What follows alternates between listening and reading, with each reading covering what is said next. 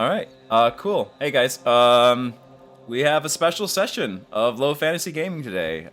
So this was supposed to start off as a West Marches session with our friend Jason Hobbs, but wasn't able to. He's got a lot going on right now, so we've been turning the reins over to our friend Simon, who I am very confident will run us a fantastic adventure. He'll play it down all the time, but he's pretty amazing GM in his own right for sure. Yeah, and we also have a special guest. We have the author of LFG. We have Steve G joining us today, which is cool. Like I said, Simon and I. This is kind of a wicked opportunity for us. We're so excited to see that happening. I had a little intro screen that you guys didn't see up there, but I had some artwork and some of the very faint artwork you'll see when we do this recording. I had it's a piece of. It's a painting by this guy, Xanatos, on ArtStation. He's got some neat little paintings, and he's going to be one of the artists. There's a few of us that are working. We've bugged you a lot, Steve, about our little Varnor book, which is the Northlands of Argosa. And he's got some artwork that I'm hoping to use coming in along that. so well. It's just slow. It's I'm not a fast writer, so if there are people out there listening that love to write and have creative minds, we'd love to hear from you. And yeah, so other than that, I think I'll get into our session today. So when I introduced this to Hobbs originally, this was I had the spirit of Varnori, which are kind of modeled like Vikings, if you're not familiar. And I wanted to do some raiding, and I thought that would be the coolest thing for us to do. So that was really where it started off. I'm going to be playing a character named Oz or Ozkar. He's a big guy with a limp, and his goal in life is to earn enough money so he can settle down with a farm and a lovely lady that's strong enough to push a plow and look good doing it. So if you guys want to go around the horn and introduce your characters, and then we can turn it over to Simon. Yeah, right. Everyone's probably in different order though, so I better pick, I guess. So, William, do you want to go next? Sure, I'll start it off. I'm playing Smean, a former. Now, there's got to be a term for this, but he's a former tax collector for the Chiefs. I'm sure in the Varnori there's like a nice term for the guy who goes around scumbag. Yeah, right. Scumbag. That's pretty. Yeah. And he had done that for a while, but you don't make a lot of friends when you're a tax collector. So when he was looking to get out of the tax collecting business and like start to set himself up, he quickly decided he'd have to go elsewhere to do such things. So and now he's just out looking to much like Oz, raise some coin and have a little fun while doing it. So. Nice. Okay, so Eryk. You don't okay, have to do a long one. I'm playing. My character is called Entine. He's also a former. Well, he's Varnori. He's a former rider. He disagreed with his crew, so they kicked him off the boat, and now he's looking for a new job. So he went to the Midlands, and now he's looking for a new crew to kick some asses. Nice. Great. So when they kicked him off the boat, was it at sea, or was he fortunate enough to be in port? Port. Okay, good for him. Fair. At least they were nice about it. That's good. Yeah. Right, and then Steve, I guess. Yeah, last but not least. Right. Hello. Thanks for having me. So I'm playing Noordac, the short-sighted. I've played him once or twice before. I can't remember exactly in Hobbs's game. He is a raider, sailor, and part-time mercenary from across the Boreal Sea. Made friends with Jurgen, the captain of the Frigid Fire, on his crossing to Borngard, and despite being physically strong, he has strength 15, his childhood illness with the black lung reduced his endurance. He's only got con 9, and he's not very perceptive, I have to say. He's got int 9 and perception 7, but he prefers to rely on his two-handed sword anyway. But he does carry as happens, he does happen to carry a heavy crossbow. So yes, Noordac, the short-sighted. And he's completely out of gold and looking for some way to refill his coffers before he starves.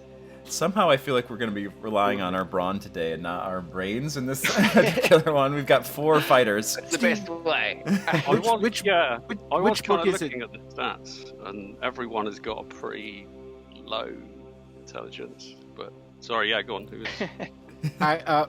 Which book is it where you can generate your nickname, Steve? I know it's in one of yours, isn't it? Is it the Midlands book or is it the regular? LFG has one for nicknames for There's hirelings. like a Yeah, but hirelings. Yep.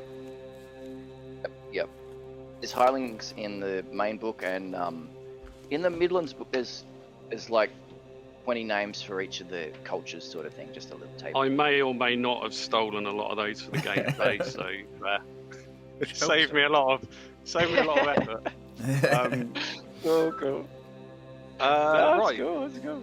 So I guess we're going to play a little LFG, and by the sounds of it, all of your characters are kind of in the same boat, or lack of a boat, I guess. You have no boat, you have no money. You've basically, I think, probably all been sat in a place in Northgate called Magda's Larder, which is like a Varnori bar or tavern, where a lot of the crew from ships hang out. But as yet, you still haven't managed to pick any work up, and your silver is dwindling. You're all on the lookout for an opportunity.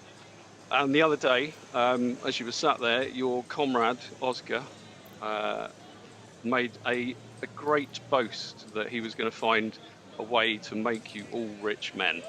Obviously, that's the kind of thing you say when you've had a few beers, but so you kind of laughed it off at the time, thinking, it's just idle talk. But it actually seems like your good friend has found an interesting mark that could make you all very rich indeed, or at least, better off than you are now. So what's happened? Ozkar's been doing his homework. He's kind of been, you haven't seen him for a while. He's been shooting off around town. You may have seen him like limping about. His limping gait is quite recognisable. And he's run into an acquaintance of his called Holger the Orator, he's not called the Orator because he likes public speaking. He basically cannot keep his gob shut. So if he knows something, he will find someone and tell them. And Ozkar's been speaking to him when he's been drunk, so that's obviously spilled out more information. And he's told Ozkar about a small fishing village, which is known as Langpool. It's about 7 miles or so east of Northgate, and it's set in this secluded cove. Apparently very good anchorage. It's a very deep, narrow cove, so it's not somewhere that mainly merchants would generally head towards. But it has been recently taken over by a notorious Argosan bandit known as Fortunate Hugh, or Lucky Hugh, who, at least according to the drunken Holger, is earning a fortune from merchants who are offloading contraband at the village to avoid any kind of penalties, bringing it into Northgate directly. Those pesky tax collectors, those guys are the worst. Exactly, yeah. Yes. So this is something that quite possibly might have reached the ears of Smean as well, but maybe only as a kind of unfounded rumour. But when Ozkar tells you about this, you're like, yeah, I've heard of that, but I wasn't sure. So there's, by the sounds of it, quite close, about a day's travel, 8 hours maybe, off to the east through mountain passes, this secluded village, which may be guarded by some bandits, bad types, no one's going to cry if you take their gold, I guess. And it's probably only a matter of time before the authorities send someone to deal with them anyway. So you may as well take the opportunity to see what you can make from there. Does anyone have any questions at that point? I do have some more information to give out, but What was the name of the village again? It's Langpool, Lang and then Pool. Just means long cove or something in some language.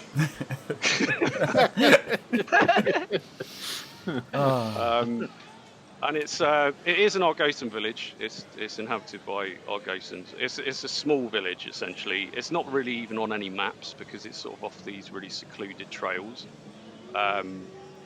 And no one really talks about it. It's not something that comes up particularly, apart from recently. And now that Holger's come back into town, he's basically saying that he's been officially employed as a town guard for Langpool, and he's quite pleased with the gold that he's getting paid each day to defend this place.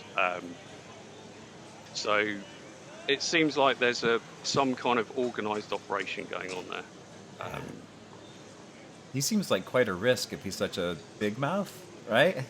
you've got him. Like, we've employed this guy that's going to rat out all of our secrets. Yeah. They obviously didn't vet them very well. Like, you know, send your CV and don't vetting process. Yeah. I mean, if they're looking for people to employ, maybe we could work this from the inside out, and we could start as like under the employ of the little town of Langpool, and then we would at least have a reason to be there and be skulking around, you know? Yeah, that's a great idea. That's what I was thinking, actually.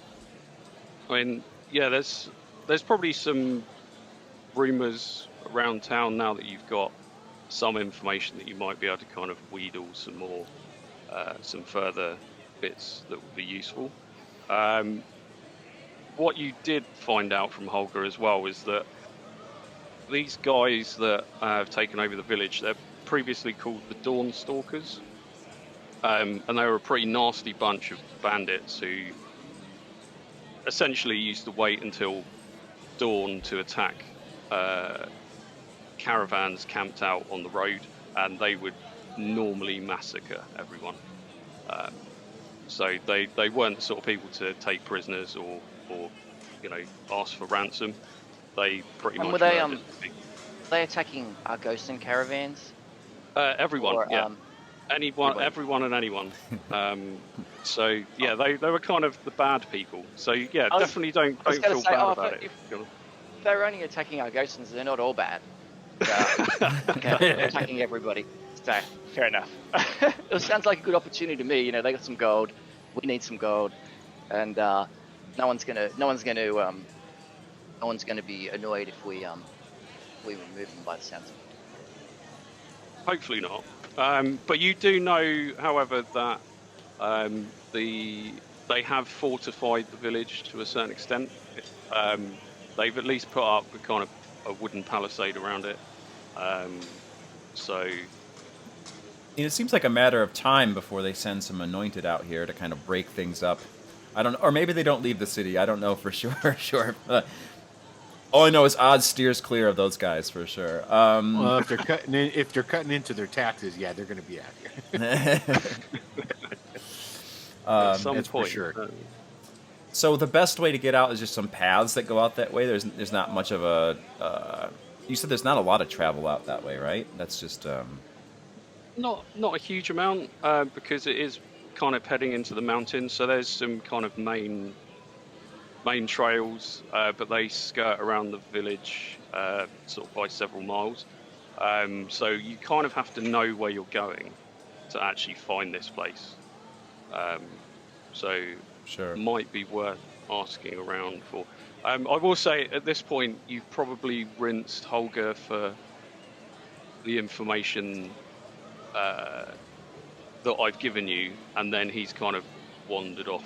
And you are now relaying what you know. Unless there's anything specifically you wanted to ask him, Well, which case you might have to bribe him with drinks. Yeah, I was gonna say if we can bring him out to Magda's larder and have him sit down with the group of us. And so you think you can get us some jobs out there? Yeah. But I don't know about that. Maybe they're pretty picky about who they take, you know. And he kind of looks you up and down. I mean, What did that? What's this? Does Helger look more well dressed or presented better in some way? I mean, or is he just blustering? No, he's rough. He's a big guy, and he's kind of quite well kitted out. You see, he takes care of his weapons and stuff, but he's definitely rough, rough around the edges. I mean, he's sitting at a table with a bunch of Varnori fighters. I don't know. You can at least bring us out there. Maybe we can just say hello, see what's up. How about that? Buy you another round. Let me think about it. Do I get that round in? I'll drink that up. Then I've got some business to take care of, and I'll come back and see you guys again. I've got an idea. So if we get hired, then maybe we could give you a little portion of our payment for a little while. We need work. Just as a thank you, and whatever we earn, we can give you our first few payments. Yeah, like a half finder's fee. Yeah. Yeah. To make it worth your while. I don't want you sticking your neck out for nothing. Yeah, that sounds good. Well, I mean, someone of your reputation, your word would go a long way, helping us get a job. yeah, you can see he likes that comment. I'll probably be able to sort something out. Like I say though, We should leave in the morning. That would be good. How about we all go head out in the morning? Try to start twisting his arm a little bit. Morning. I don't know. Morning's an early start. This is my rest time. Time away from being a town guard, important guy. I've got a lot of things on my mind. Yeah, but your job would be easier, if we were helping. Well, look, give me an hour. I'll certainly come back. All right. I'm gonna tick a little coin off Oz's tab because he's trying to be very generous. I mean, I imagine that one gold piece probably still buys quite a lot of ale. I'm gonna guess. Yeah. So whatever it takes, like rounds, he's just gonna keep the beer moving, yeah. Are you not letting him leave? Is that basically what's happening? I'll keep putting drinks in front of him while he drinks them, and hopefully our plan sounds better to him the longer we say it and the more we say it. I mean, he seems quite keen on it anyway. It's just he does seem to be kind of like nervous about something. Maybe he said he mentioned he had some business elsewhere. Is there some business in town you need help with? No, I can take care of this. It's fine. I didn't mean to insinuate that you were lacking in that department. I'm just, anything to help speed up. Yeah, I just got to go and see someone. And, how about we pay some debt off? How about we meet you here for lunch tomorrow? Lunch is good. Are you buying? Yep. But I'm gonna need to. We're gonna need definitely... gonna need to earn some coin pretty soon, though. Not gonna keep this stash forever. That's no worries. Me and Hugh, we're like that. I'll put a word in. He'll take you up. Oh, He'll Lucky. you up. Yeah. I've heard his name out there, right? Yeah, Lucky Hugh. Yeah, he's a good lad. All right, good to hear it. He's a fair boss. You won't get asked to do too much of the. Well, less said about that the better. But right, I'll be off. See you here tomorrow then, lunchtime. Indeed. So when he walks away, I'll wait till he's just out of earshot. Do you think we should follow him?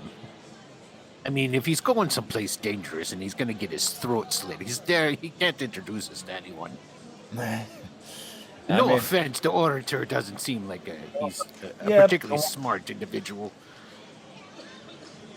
Someone kills him, then they will need more guards, so it's okay for us. That is the benefit Come on. of it. I still haven't finished my beer, so if you want, you can go, but I'm staying here. That's I understand that. Noordac's still drinking Priorities. his ale or whatever it is as well.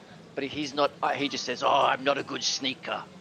He takes a big drink, and grabs If someone Smean else's looked- mug if they're not drinking theirs. Smean looks around the table. He goes, "Fair enough."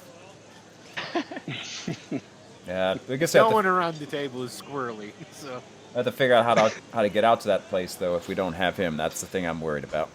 I don't know about his word, how good it's going to be. That might be 50-50 on that one, but getting out there might be the challenge. Except, I don't know. It's kind of tucked away, I think. I think that's why it's lasted as long as it has. well, there's got to be somebody in town that will know where it's at. So I'm not worried about finding it so much. It's getting in. Because if we don't get the in, then that means we gotta. I mean, I guess I'd say, polish those swords a little bit. Let's see if we can look like a little. We look like Yeah. rough Varnori. I mean, that's Yeah. pretty much the calling. That is the resume. Yeah. Get to the park. Come on in. Have you seen my axe? Right? That's basically, yeah. Okay. Right. So, yeah. I mean, you as he left, you did see him kind of check that he was armed, that he had his sword by his side, and he kind of disappears off out into the night. All I right. guess. Smean digs in his pocket, pulls out one gold piece, slams it on the table, and goes, "All right, that's how many of you here think he's gonna come back? I've got a gold. See, he doesn't show up." I'll take that bet. And Noordac slams a gold. Not that he's got many gold, he's got 3. Puts one of his 3 gold on the table. Excellent. I hope you're both not. Maybe you'll both be right and you'll show up dead. Ooh. Well, put your gold on the table, Oz. I'm going to keep You're it here. not that poor. Ah. I got to save it from my farm. All right. Then he pushes the 2 gold then over to is it Entine? Is Yeah. that how it's pronounced? Well, you Okay. can pronounce it whatever you want. Well, don't say that.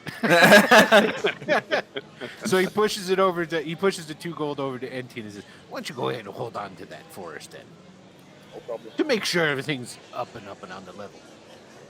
I will keep an eye on those 2 gold pieces. Second thought.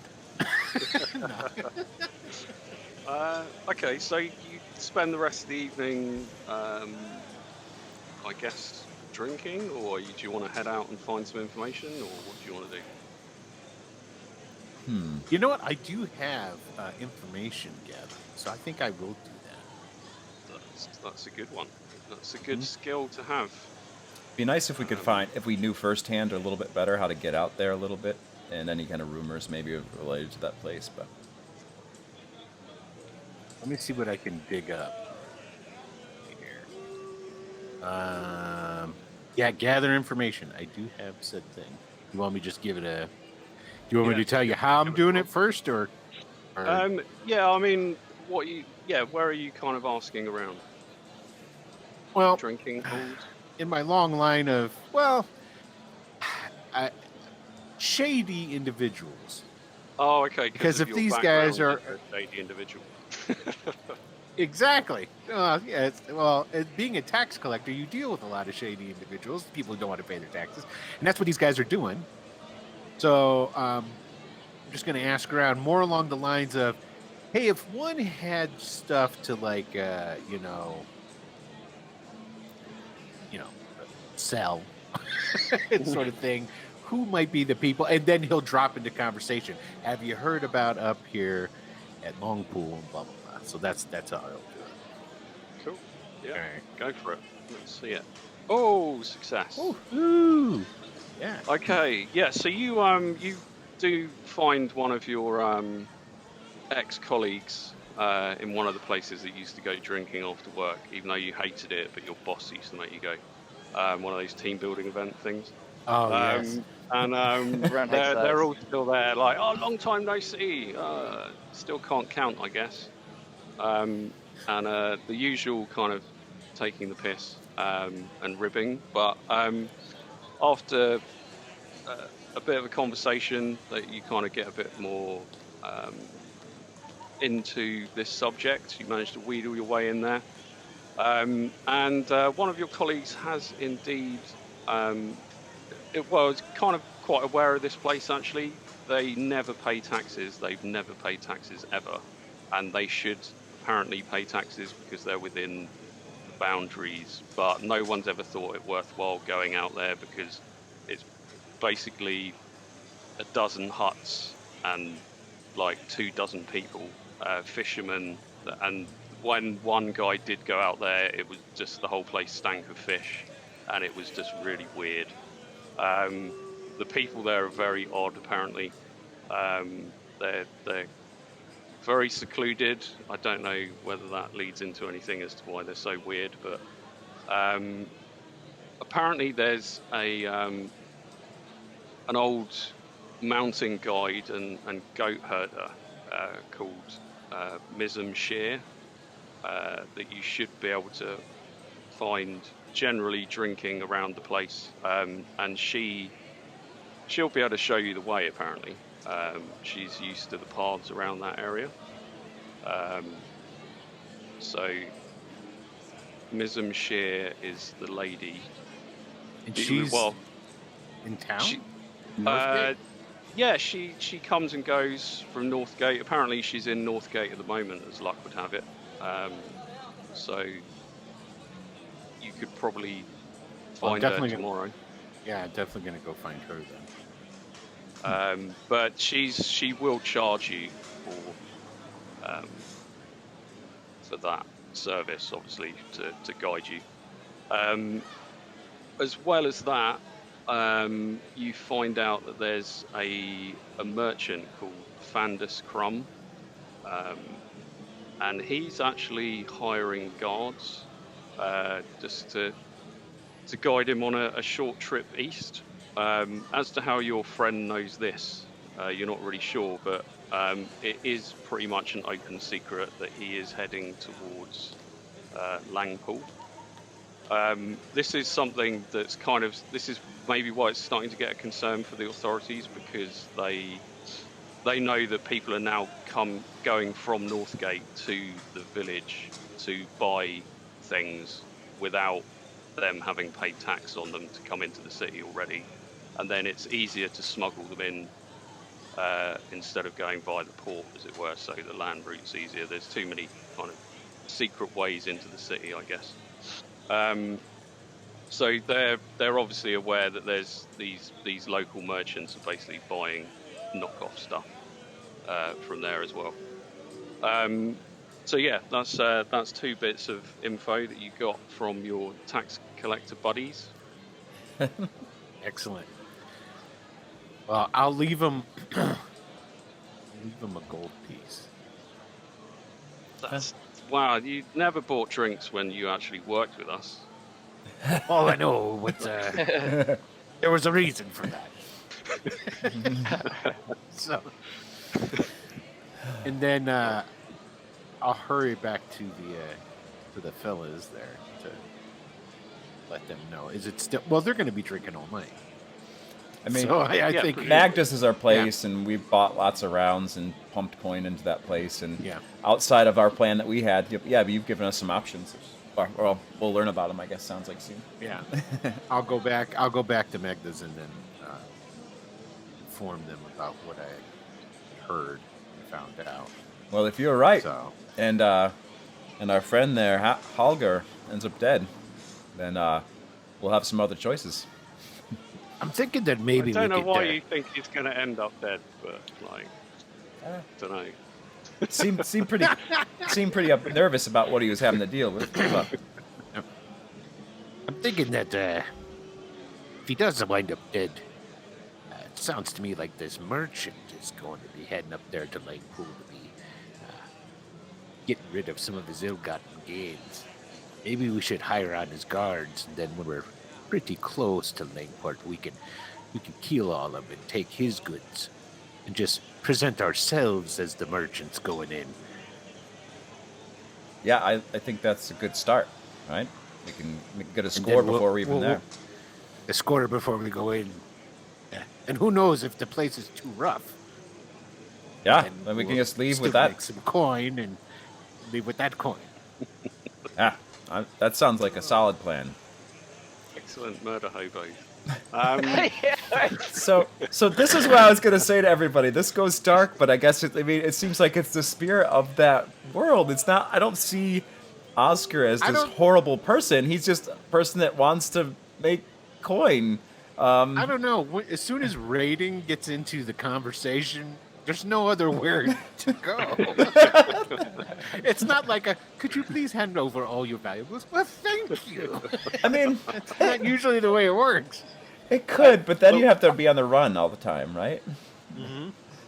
Our main goal is to kill the bad guys. So whatever we do, we are the good guys, right? Right. You could In this put it that guy's- way, yeah. The merchants avoiding taxes, aka that guy. Yeah. See, you go. that's what happens when you don't pay your taxes. I like, yeah, you've talked me around. We all have some good guy XP points. Okay. Is anyone else doing any information gathering, or you left it all to the guy, the tax collector? Did he tell me when this guy was supposed to be leaving town, this merchant? Within the next couple of days. He Okay, hasn't managed alright. to find anyone yet to guide him, so he's Right. basically waiting for that. All right. Okay. Yeah. And he did tell me where I could find him, supposedly. Yeah, he gave you the address of his kind of merchandise outfit, which is like it's a like quite near the dock front. Sort of sells quite exclusive stuff. Yeah. Rumor has it that there's some kind of behind the scenes shenanigans going on. It's not all above board. Right. Yeah, other than like maybe if Magda herself is at the place, at the bar, right, or anything like that, or anyone's around, Oz is gonna basically, he knows tomorrow's the big day, kind of, so he's probably gonna relax a little bit, what little bit he's able to. He's not usually the chill out kind of sort, usually kind of busy, but this day he knows the work is gonna be done tomorrow, hopefully, so he's allowing himself a little bit of leisure. Okay. So, would you then just spend the rest of the night drinking and then go to bed early-ish? Yes. Nice peppermint tea to stave off the hangover the next day. If that works, I don't know. It's very Viking. Yeah, it's very Viking. Where's my peppermint tea? In a drinking one, and then it is Viking. You drink it out of a Oh, yeah, drinking that's one. right. Okay, so you wake up the next day. You're all staying at Magda's, I take it? I think that makes sense. Yes. Yeah. I don't know what your position is on how far up ahead you've paid for board, or whether you're staying in the commons and basically doing part-time work for her whilst to pay for your board, but let's not worry about that too much. Yeah, you kind of pass a reasonably pleasant night inside. Wake up, you get porridge for breakfast, nothing fancy. There is a bit of salt to go in it to make it taste a little bit better, but you're hardly living the high life here. And there's some kind of watered down ale to wash that down with. So, yeah, it's maybe 9-ish in the morning, equivalent, whatever that is in the Midlands. It's sort of mid-morning, early morning, yeah. And you are all sat around finishing up your porridge. There is a bit of a buzz of conversation going on between a few people. Yeah, I heard he had his guts open from navel to throat. I just look. They did a number on him. I just look at Nor. It was like, yeah. You know, I wonder who they're talking about. Oh no, okay. So yeah, it sounds like Holger isn't going to be singing anymore and telling any stories. apparently he got stabbed to death by Snorri the bear last night over an unpaid debt. Snorri the bear has gone missing. There's basically a murder hunt out for him, so if you see him, that's a bounty you could pick up maybe. But no one really knows where he's gone to ground, and to be fair, you probably don't want to find him. He is a brute. So that could be messy. So yeah, Oh my unfortunately, God. it looks Nordac like you're... slams his breakfast on the table when he hears that. Because didn't I just lose gold? Yeah. You Who, sure did. Oh, God damn it! And- Slams his and thing then- on the down and says that. By the deep one, Snorri owes me a gold. He's not particularly pissed off that the guy's been killed. It's more that he's lost the gold. He's only got 1 gold left now. Are we sure that's Halgar? Are we sure that was him? They only found the body, yes? It was massacred. true. Maybe it wasn't him. Oh, it was definitely Holger. Yeah, you Yeah, 'cause listen he to doesn't more look- of the conversation. As soon as Holger, Entine says that, then Smean's going to look at the table where the other guys are talking. It's like, that fella that was in here the other night, the one that won't shut the hell up, that guy, that's who we're talking about, right? Oh, I like that I think Noordac. you've got something of mine. Oh, okay, I give you those. I like that Noordac thinks that Snorri owes him gold now. I like that. Yeah, of course. That's transference of debt. blood feud now between your two families. It will be like decades and centuries of slaughter between Over a the gold families. He holds a grudge. There's no doubt. Excellent. All right. Well, that having been said, I'm gonna go and try and find this Frumble Cake or whatever the hell the name of this merchant is. Let me see. I wrote Fundus Crumb. That's the guy, yeah. Fandus Crumb. Argosan. Very pompous, kind of very well trimmed beard, kind of nicely done hair. Quite nice clothes, probably not as fine as they once were, but still very upmarket. And as you walk into his shop, he kind of looks up from the counter that he's behind, looks a bit startled and kind of maybe a little bit scared at seeing this large Varnori guy come in. Can I help you, sir? Oh, I'm here to help you, not the other way around. Word is on the street, you're looking to move some goods and need a little bit of muscle to make sure that it gets to where it needs to be getting. I've got a couple of lads that can help out with that. That's kind of what I'm asking for, but not really goods. I just want you to move me somewhere. Oh, just you? Yeah, there's I have some business in a small place just towards the east. This place have a name. It's Oh, called- wait. I'm getting ahead of myself. First off, how much? The best How protection many- you 4 Varnori can give. 4 Varnori. Yes, it's better than 3. Oh, you can count then. Um, Yes. Yes, I can. and are they all as big as you?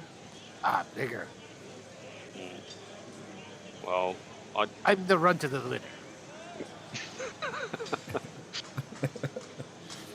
I'm paying 3 gold a day. Done.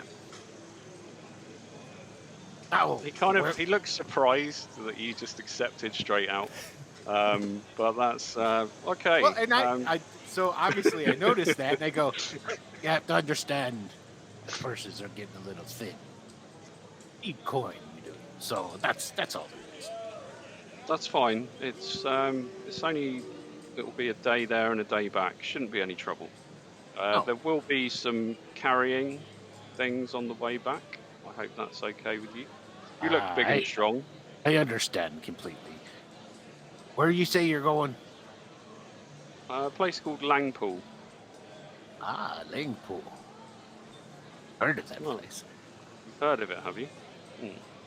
Well, let's just say I know a few fellas who know a few fellas. And those fellas know fellas who do business. Certain kinds of business. That's all. Nothing more. Didn't know it was of any interest to the Varnori, but Suppose- Coins of interest to the Varnori. That's all. Of course. So I'll pay you on our return. Half up front. Half of 3 is 1 gold and 5 silver. Yeah, 3 a day. You said 2 days worth of travel, so 6 gold, 3 gold up front. Of course. And then 3 Wait, you buy wait. it back. That was 3 gold each, right? Yes, for all of us. We'll 3 meet gold you. each, yeah. When are you looking to leave? As soon as possible. I'd leave Very today. There's a ship expected. I need to be We'll be leaving today then. Get your belongings together and meet us at. I don't want to use Magda's. There's got to be other bars. I'll just name some other dive. Okay. another dive that you go to. Yeah. Meet us there at noon. Or whenever. Absolutely, for sure. And sorry, I'd like to know my employees' names. If Of that's course. My name's Burgoth. And then you'll be working with Weasel. Using a false name. Of course. We're gonna kill this guy. I don't want him talking to somebody else. I'm on it. I get it. And then there's me lads Weasel, Chitter, and Longshanks. Of course, they're not their given names, but they're the names I know them by. they're your Dibs strange Varnori names, your gang names, I guess. Dibs on Weasel. There you go. All right, Okay. we'll meet you there then.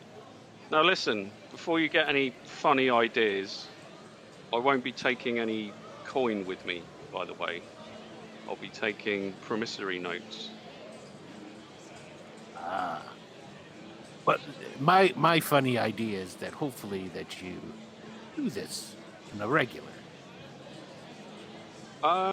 Yeah, I think if you're anything like you say, as reliable as you are, then we can certainly do this again. Excellent. In fact, yeah. I may just implore you to go on your own at some points, if it works out well. See, But for is this exactly transaction, I need to be there. So I'll see you at noon at the dive bar.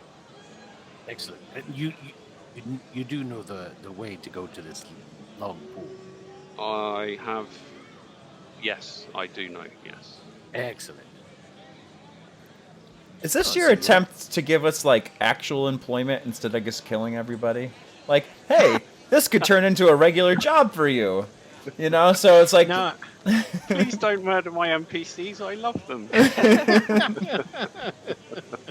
No, I want you to kill them all. They're all evil. Yes. No, it just so happens that you picked up this way to get there, so there were other ways. Like, if you'd have got the mountain guide lady, you'd have had to pay her. So, Oh. I guess, this way's better because you get paid and he knows the way. But you do have to put up with a very annoying, condescending Argosan all the way there. Oh, yeah, that's. But don't worry, we won't roleplay every single minute of that journey. Otherwise, you will want to kill me. Noordac, do you have I'll any go back. leads on Snorri? Right. Have I met Snorri before? Probably. I don't know. I might have. Maybe we're Yeah. good buddies. Yeah, you would have. There's every met chance, Snorri actually, if you before. stab someone to death in an alley. Okay, so if you roll a d20 and we'll use like rolling under. So yeah, roll your charisma. Roll a charisma check. I guess. Charisma. Okay. Ooh. Charisma.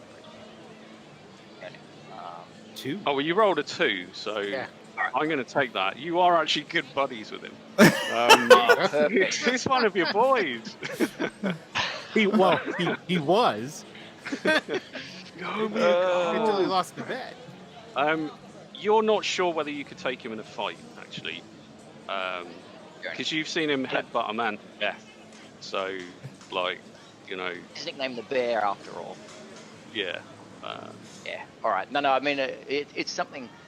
It's something that he'll have to settle up with Snorri at some later time because he's got a headache right now, and he's presumably he hears pretty quickly about the 3 gold a day job that we've got coming.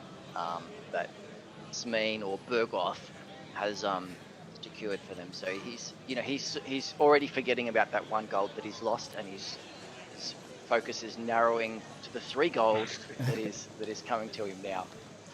Yeah, so I'll tell them everything that I had set up, so to speak, and then I'll inform them that.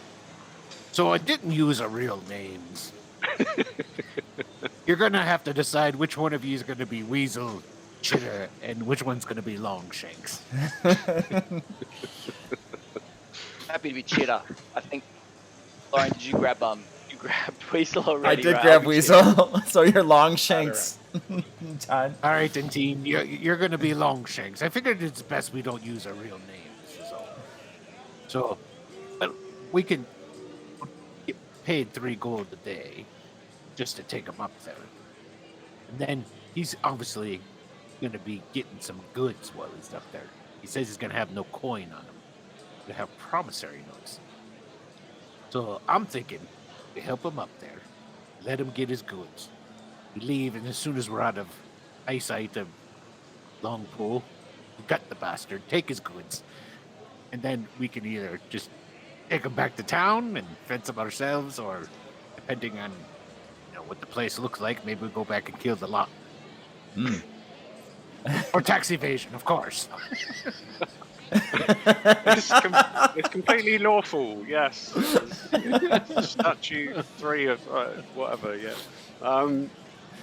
Okay. I mean, at the awesome. worst, we can definitely stake the place out. The worst. Although he did say that he would probably do it on a regular basis, so if we wanted to turn it into a job and not kill him, I figured, yeah. I was thinking about not telling you that, but You just want to do the killing, don't you? You're like, regular job or slaying. Well, Don't know. yeah. it's a One- good one's good a little thought, bit more but entertaining than the I'm not other. looking to get a regular job. I want a big score, and I want to go back to Vorngard, and I want to set up a good life. That's what I'm looking to do. I'm not looking to set up roots here. That's for sure. So I think Oh yeah, that. I think we get in, we get a big you're score, and we always get out. talking about. This part of me, as a Varnori, would like to claim one of those ships out there and see what it's like to sail across Well, Lake Argosa. We could. There's probably a lot of good loot it all that floats depends around. on what he's I'm sure they haven't gonna be seen. bringing back. I mean, oh, go ahead. I'm sure they haven't seen the likes of some ruthless Varnori out there on the waters of Lake Argosa. Seems like there'd be a lot of good plundering to do, but that might be for another lifetime. I don't know. We'll have to see what kind of comes our way. Kind of curious what this town looks like, to be honest. Oh yeah, by the way, I talked to somebody about that as well. It's full of a bunch of odd people that all smell of fish. Fandus did say the reason he wanted to get there as soon as possible is because he heard that there was a ship arriving. So presumably he's interested in that cargo.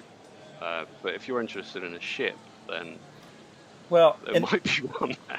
I mean, what would probably Ozkar would share with the group is like, yeah, if they know there's ships arriving, it's going to also be leaving. And chances are most ships probably, like anything, they come with goods, but they probably leave with goods. So maybe we can get aboard it, have a ship and some cargo. But It sounds to me that that's maybe what Crumb is doing. He's going and getting the goods that he intends to turn over to these fellas.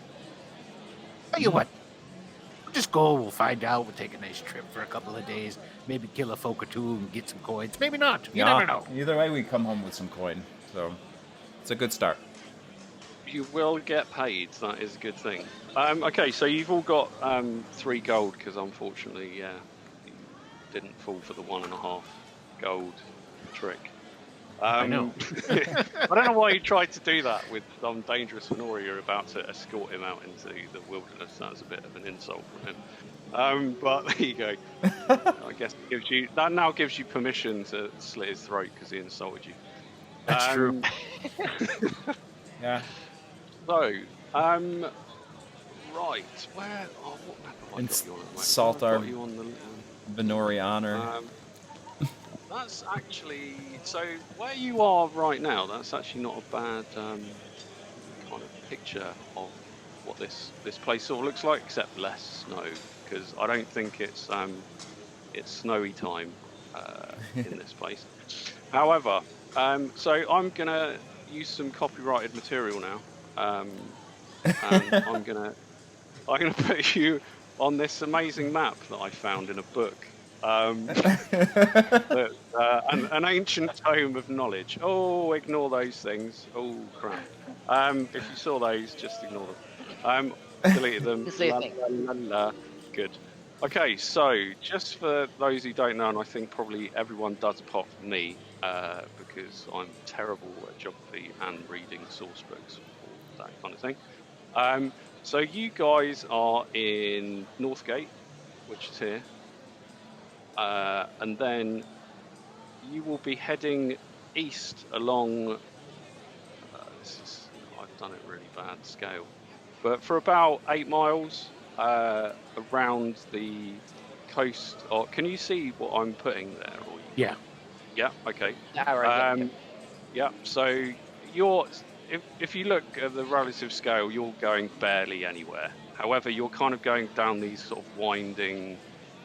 Mountainous paths. They're sort of quite treacherous. They're generally sort of wide enough for a couple of horses and a small cart, but there would be points where you think that you would have to kind of pick up the cart and carry it sideways and sort of put the horses through individually and things like that. So it's very tough going the way ahead. But that's what you're aware of in terms of the terrain in that direction. Just before you leave, before you meet up with your charge, as it were, did you want to do any shopping? Because he's given you that 3 gold. So rations, etc. I've literally no idea how much rations are in this thing. I would presume that you could maybe punt enough. Possibly. Smean's a brand new character, so he still has all of his gear intact from his kit. Cool. So he's good for a week. I think Noordac's got 4 days. I'm just going to go off his old sheet, but assuming somehow he's still got 4 days rations. Yeah, that's cool. Makes sense. Maybe he won them in a bet the other night. So it's a couple of days. Either way, you can either. Yeah, we don't need to worry about rations particularly. It was just sort of whether you wanted any other gear like, ropes or. I mean, you're all fighters, right? So do any of you have that ability where you can just go, oh no, I left my thing at home, but actually magically it's in my pocket. I love that. Isn't that there's a fighter ability that's that? Yeah, it's a second level. Oh, it's second level. All right. But, Are you all first level? Smean might be second, is he? I can't remember. No, Queel, my other character, he's second level. Wow, I really hope you don't die. Yeah, I did, along with all of us. Now I don't know if you're this. gonna have to play this clever. I don't know if this counts towards Hobbs leveling up, but this would be my 3rd session with Ozkar. He'd make it into a 2nd level. That'd be nice. Yeah. If you survive. Yeah. We'll have to ask Hobbs whether it does count. He'll probably give me half, so I'll have 2.5. That's probably how it'll go. 2.5. 0.5 is useless. Queel's a ranger, and this was more of a splitting skulls kind of thing. So I was like, I want a big Varnori. You're cracking like fighters and stuff. You'll wing it. It'll be great. I'm sure you'll have an amazing plan, and none of you will die. That's fight smarter, not harder. I have basic stuff: climbing gear, torch. Question. Yeah. Rations. Yeah, go for it. Question. Any of you guys have any ranged weapons? It could be useful. Oz has a 7 throw up- dexterity. I do have some light axes I can throw, but that's really not my jam. Yeah, that's all that Smean does. He's got But- axes. When you throw axes, they're strength, right? They don't go into range, is that right? Or am I? I think they're still Actually, The ranged. default is still ranged, but Yeah. this is very flexible. I've actually got a heavy crossbow, so I do have that's some right. ranged. Thank goodness power. somebody's. Yeah, That thing is a beast. 2d8 Is or it- something, right? he's a beast. He must have stolen it. There's no way he could have afforded it. So at Yeah, some it's 50 point, gold or something, isn't it? he stole Yeah. it from somebody. Good. That's right. They won't miss it. They're probably dead. Nah. You know? Yeah, Uh, for sure. okay, so you meet up with Mr. Crumb, Fandus Crumb. He's wearing he's dressed down a little bit, but you can see that his travelling gear is still quite high status. He's got a staff, walking staff, which probably doubles as a quarterstaff. He's got a backpack on and some pretty sturdy boots, actually. So you think that he's not a complete idiot. What size? You can measure them up later, man. Come on. He is pretty tall, but he's kind of lanky. But yeah, he has pretty large feet as well. And they're nice boots. His boots are probably worth about 10 gold. So Okay. yeah, they're good boots. Take them.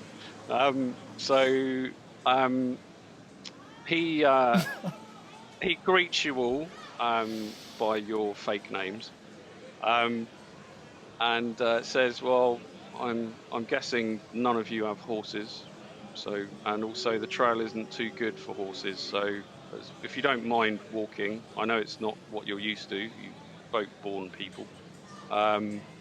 We'll set off." Yeah, Happy lead the to- happy way. to go back. Okay, so he takes you towards the east gate of the town, city, I should say, and sort of strikes off to over the river. Maybe take a ferry. He pays, and you start walking off into the mountains. And what you do notice is he actually, at certain points, he kind of like reaches into a pouch around his waist and sort of pulls out a piece of parchment and is kind of checking that periodically as he's walking. Like a map? You didn't get a good look at it, but as he's sort of looking down at it, he's then looking up and kind of looking around, and If no one, quite possibly a map. if no one else is chatting him up, Oz is he's got leadership, but I also pictured him as someone kind of some semi-charismatic, not the most, but for Varnori, not that bad. So I think he would try to chat him up a little bit, or at least like keep up with him enough where he feels like I don't want us all hanging back and him to think it's like him and then the 4 Varnori stalking him from 5 feet behind. So I'm gonna try to walk with him and strike up some polite conversation if I'm able to. Hopefully that might change if he's as irritating as you said he is, but we'll see. I mean, now he's out of the city, he's actually seems a little bit less cocky and less sure of himself. So, if anything, he kind of seems maybe grateful that you're taking the time to do that. But I reckon that you should make some kind of chatting up roll. Yeah. Like a charisma check, maybe. It's not like if you fail, it's not going to be like he tries to stab you or whatever, obviously. But yeah, I mean, I'm not see- really persuading him. I'll just make a flat charisma check then. yeah, just to see how it goes generally over the. Oh yeah, nice. Okay, so he seems to actually get on with you. He's surprised that. He finds out that you want to buy a farm, for example. Yeah. Share Talk things about like that with business him. or whatever. Yeah. Yeah, and then he's sort of like, "Oh yeah, I was born on a farm." Oh yeah, you know, really? I've Really want to. all of this that I've made, I've done myself. Man, I thought I could grow some good hops. That's what I thought. Really turn it into something. Hops isn't the money crop, I can tell you that. But we don't have the climate here for what? Well, anyway, there are other crops that are worth far more. Let's put it that way. Yeah, maybe we'll need to talk more about that then. I'm a ways off from earning all that. Well, it's been a long time. Maybe a few years, maybe 5 or 10 years of working for me, you might be able to afford a small holding. Well, maybe 10 or 15 years. I'm getting on. I don't know. Oz for a level 1 character is a little older. He's in his early 30s, so he might not have the patience to kind of work out this like long-term 15-20 year plan. Like, although it does cause him some kind of some pause in his thinking, because he did think of them as expendable, and now he's this guy that's giving him tips and saying, well, if you really want to turn a profit, having a hops farm isn't going to really do it. That's what I was going to say. Like, at some point, Smean's going to be like walking between Oz, and then we'll have Crumb, and then there'll be Smean on the other side. So when they're talking, he's going to come up in front of so that Oz can see him, and Smean's just going to go. Because he knows that it's like, don't get too attached. Do not name the animals that you're going to slaughter. Exactly. Yeah. Apologies if anyone's vegan. Whoops, sorry, that was. Yeah, thanks a lot, buddy. I am. I know that was terrible. No, you're good. Yeah. Well, if that's the case, I'm gonna chat him up and learn as much as I can in this short little but yeah, if I think it's just good to make him feel like we're. That sends a mixed signal. So Oz might get quiet after that. All of a sudden, like, oh, maybe I shouldn't befriend this guy. Well, yeah. He does tell you that he's expecting a ship called the Spider to arrive at Langpool, and that's the ship he's hoping to buy the cargo from. The Spider? Oh, does it get any more shady of a name of a boat than the Spider? I rolled it randomly. It could have been anything. What are you talking about? Why do you not feel guilty about the people I'm about to hobo kill? It's absolutely fine. I wonder whether any of you might have heard of the Spider, because it's something that it's kind of fairly notorious. But I don't know whether anyone was a sailor previously or anything like that. Or I have sailing. So I did a little stint. Yeah, but you're a sailing. Varnori. Of course you've got sailing. Well, yeah, right? I don't have sailing. Yeah, but like whether you spent a long time doing it. Oh, okay. No. One of you can make a roll to see whether you know. And that roll should be based on sailing, I guess. Okay, so just roll the sailing. Okay. Yeah. There we go. Nah, I've never heard of this boat. Oh, that's a shame. That is a shame, because that was a good bit of information. So you're too busy thinking about shanking this guy on the side of the road. Yeah, no, the entire trip, I'm just looking at his boots. Noordac does have sailing as I don't know if you allow a second roll from someone else, but he has sailing. Yeah, as well. I will, because he only missed it. Was, part raider, part sailor. Okay, that's cool. He missed it by 1 point, so I think it's fair that you should get another try. Give it a try. You can't all be blamed for William's failures. Oh, there you go. A great success. Here it is. So basically, Smean's going, spider. And then, hold on a second, Chitter comes in and goes, aha! I know of that. So yeah, I guess you both put it together. Although really, Noordac does all the work. So yeah, the Spiders is captained by a notorious drug runner called Hammond,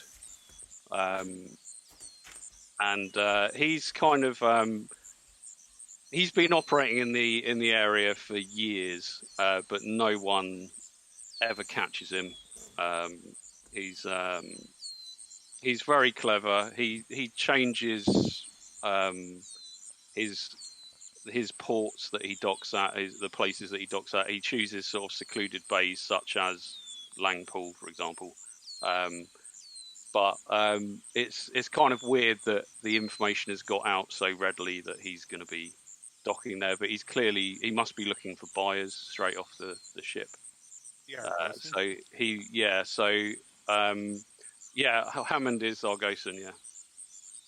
So he may be selling it directly in the in Langpool, and then there's some sort of business transaction presumably going to happen, and Fandus is going to hope to be one of the buyers there. How do you guys feel about being drug dealers? It gets worse. I mean, it might be less harsh than murder. I mean, let's think about this here. It's a lot less fun, though. That's why I asked if he was, because if he was Varnori, I'd be like, well, I don't know if I want to bust up his operation. No, he's definitely Argosan. Why you guys seem to have a weird thing about attacking Varnori? Because yes, when I mentioned that to Loren as well previously about Varnori something, he was like, I'd rather he wasn't Varnori. This is doing something else entirely, and I was like, that's weird. I thought Varnori just stabbed each other up. I think when you're removed from your home, we will, but we prefer to kill other people first. Yeah, we're in the minority here in this group, right? In this area, so I mean, yeah, if there's Argosans that can be taken from, you want to feel like some sort of kinship, probably. I mean, unless you're Snorri the bear, you're probably, you're okay. Yeah, it's like the way I look at it is Varnori don't mind killing other Varnori, but that's way better than somebody else killing a Varnori. You know what I mean? It's like, it's like we can make fun of our own people, but you can't, sort of thing. Yeah. And so they'll stick together because of that. Yeah, Yeah, that makes sense. The spider. All right. Okay, so yeah, you're following the lead of Fandus. His map seems to be pretty reliable. He hasn't had to kind of backtrack or anything like that, and he is leading you down some. He's basically led you off the main trail that you would think to head off in a general easterly direction. You're now sort of like more into the mountainous terrain, sort of winding trails. Some of them with the sort of cliff edges dropping off to one side. Are you going to say something, Loren? Or? When he pulls out the map one of those times, Oz will take the opportunity to say, "You've been out here before, huh?" As a question, right? Because I don't know. No, first time. First time? I thought you'd been out here. No, I said I knew the way. This tells me the way, and he shows you. And there's a map with all the trails marked on. So you don't even know these guys you're doing business with. I've met some of them before. This is my business anyway, and he kind of suddenly realizes he's talking to one of his employees about his personal business. I suggest we keep any talk to less formal matters, unless you've got a question about how the expedition's going, any complaints. I mean, I'm leading us there. You're being paid. You just figured he seems to have his back up again now. Now that you've kind of questioned him. Sure. I mean, I was more settled when I thought he actually knew where we were going. So yeah, if he probably isn't going to let me peek over his shoulder to spy on that map, but if he does, I'll take that chance, and I won't be too guarded about it, or you know what I mean. I'll just look. Okay, he doesn't seem to, because now you know, and he's sort of shown you that it's a map. He doesn't seem to kind of hide it from you particularly, but he does make sure he's holding it firmly in his hands. Fandus is leading you on. I mean, not leading you on. He's leading you on down the paths that seem to correspond to his map. Now, there's some things that I probably should have told you about Langpool, first of all. One of which you would have been able to pick up or from Fandus himself or just in the town. But essentially, it's sort of set at the end of this narrow cove on Lake Argos. You know that bit. From the north and east, there are steep rocky cliffs. And on the south, that's the waters of Lake Argosa. So effectively, you'll be coming in from the west. And you would have to cross a small river ford kind of immediately by the village to get there. So this place is pretty well defended. There's nothing to say that you couldn't kind of stop before you got to the village and do kind of a scouting mission around it, but it would involve some kind of rock climbing, which I don't know. You don't have any kind of scouty type people, do you? Not really. No. I'm looking at my inventory here. I do have. I got a climbing kit. I've got climbing gear and iron spikes and rope.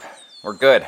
Oh, well, in that case, I mean, you kind of need strength, but you do need a bit of agility to rock climb as well, I think.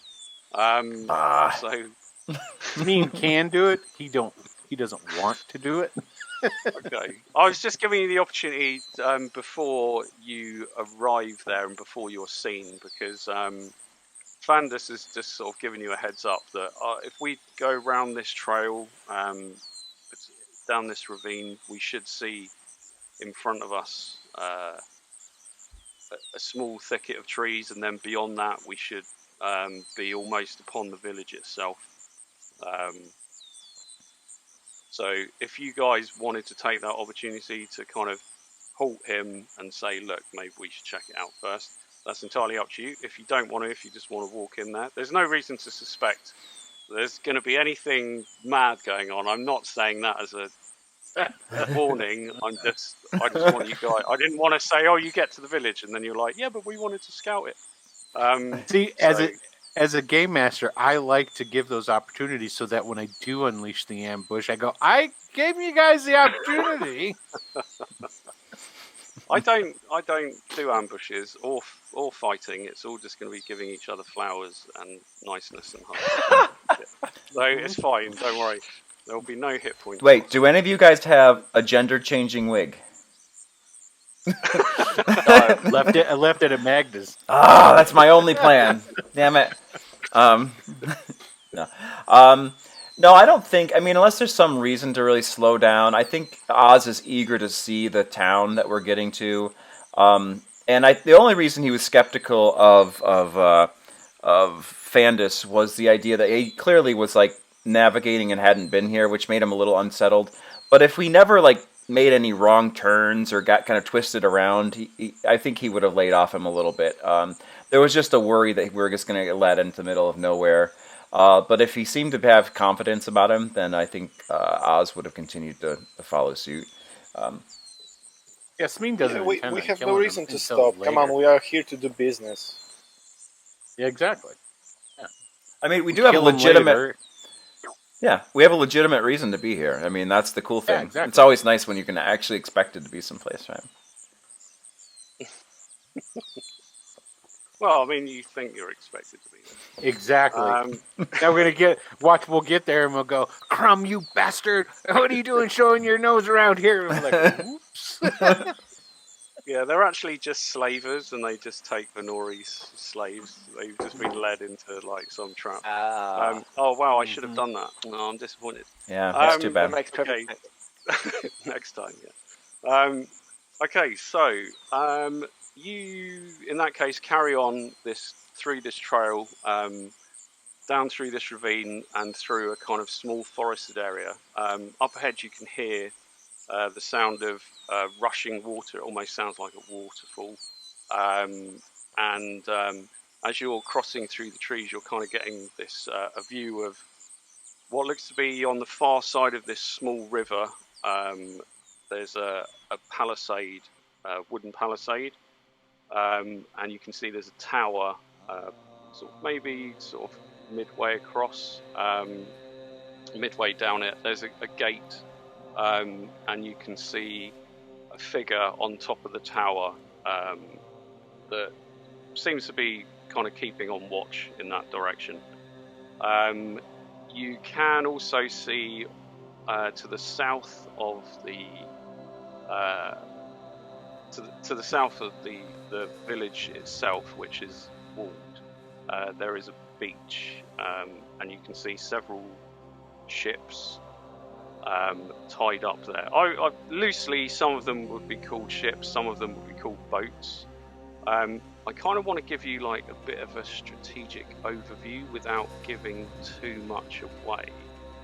None of this is sort of secret as such, so don't need to worry. And beyond the village itself, like past the village, you can see this sort of steep cliffs rising up, which kind of blocks any entrance coming in from the eastern side and also on the northern side. So you're almost coming in on the only direction that's easily approachable. Like for a group your size, you could easily climb up the rocks and get around. But for if someone from Northgate was going to send a serious army there, then they would have to come from this frontal approach, and that would be a little bit more difficult. But yeah, so I'll just quickly put you on this kind of overview of the village. And I'm assuming those boats look like the fishermen's boats, probably. Well, you can actually see a large ship tied up there, which dwarfs the other ones. So you're approaching from this western direction. I don't know if you can see where I'm pinging there, but Yes.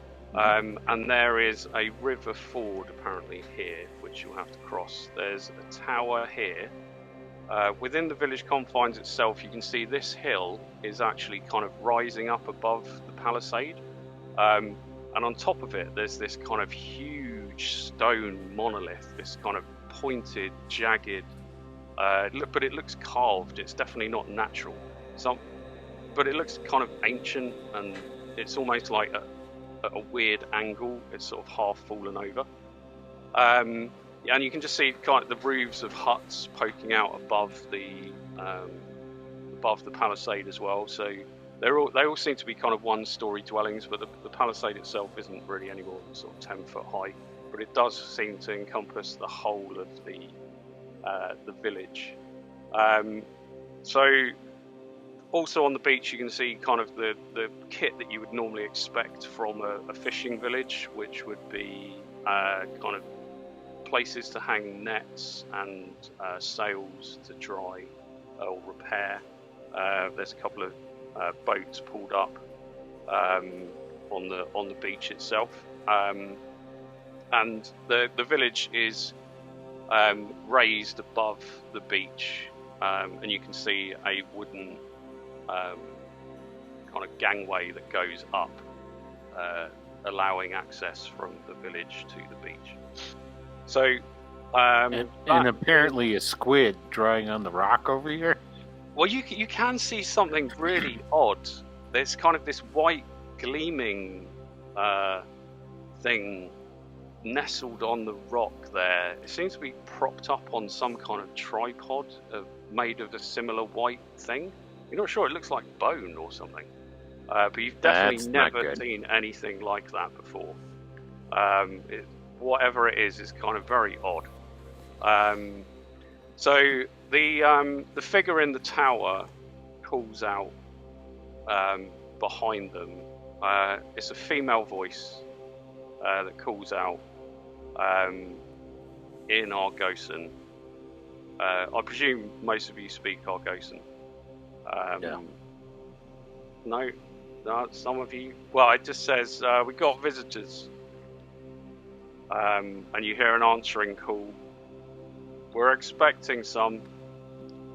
Hold them there. That's a relief.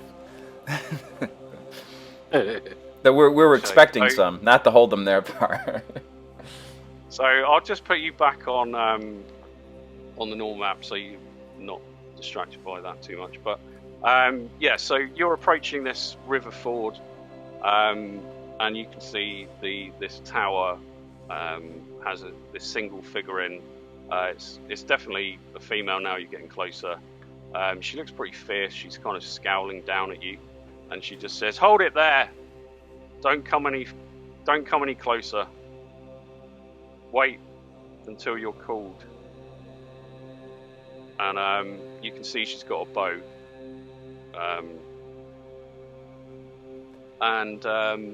Now, Simon, after when we looked at this river, right? What's the means to get over it? Do they have? Is there a bridge there? Yeah, it's a ford. So it's shallower near where they've built the gate. Okay. So the river itself is kind of fast flowing, and you can see upstream. Is that the right word? Yeah, upstream is there's a waterfall that's coming down and like causing the river to flow kind of pretty fast out towards the lake in the cove.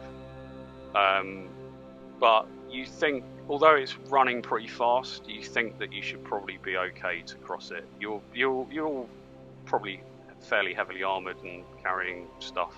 Okay, that's helpful because I just didn't know. Yeah, I didn't know if that was crossable there. So I think seeing that is helpful. So they're holding us back and telling us to stay put. So do you want to do anything in the meantime? Because you can see now there's a gate next to the tower. That it's actually not a proper gate. It's almost like more like a kind of fence of big logs that are tied together in a big sort of long strip and kind of sharpened to prevent people sort of rushing forwards. And there's a couple of figures that kind of come forward and they start pulling the gate aside, pulling that pile of logs aside to give you access. I think Ozkar would just be doing some quick math, counting up some numbers, seeing what this looks like, right? Because if we're going to cause trouble, it's nice to know what kind of, forces they have here. So if he just starts to do some mental math, they're like, all right, 1, 2, 3 guys there, we've got somebody over at the gate, that kind of stuff. But nothing big. He's going to take his cues from Vandus for sure. Yeah. Okay. So you can see 3 at least at this point. There seems to be some men inside with horses next to them, but they're not dressed like these guys. The people who are sort of shifting the logs and standing in the tower, they're more roughly dressed. They do seem to fit the description more of bandits. Like they got very piecemeal armor. They kind of look more rough and ready, whereas the people you can see with horses, they almost seem like knightly in a way.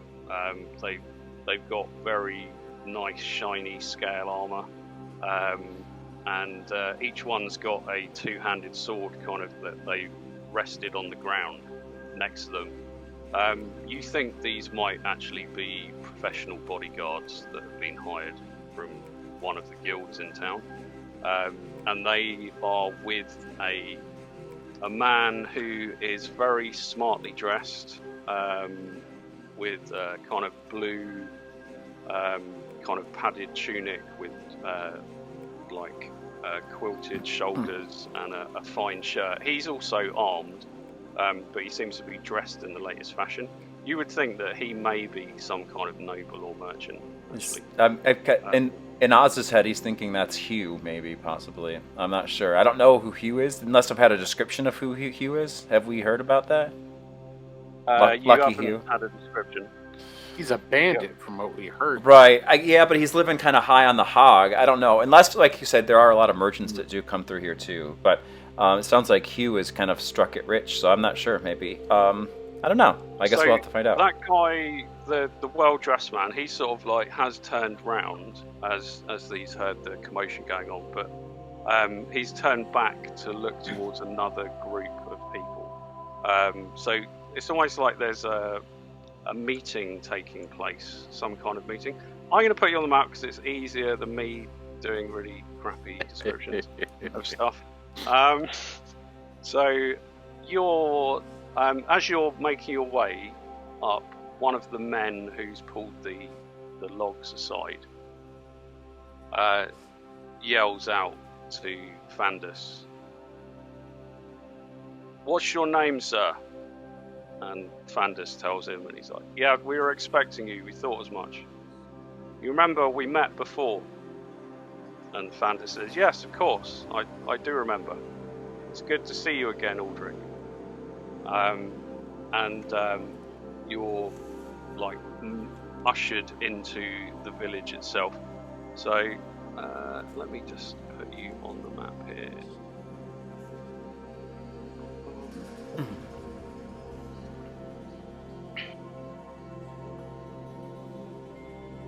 So hopefully you can only see what you should be able to see. So it may take a while to load. Sorry, I did use a ridiculous amount of silly little bits. So Yep, you've coming got. If anyone's got crappy internet, this is like the worst thing. I haven't used the lighting as such.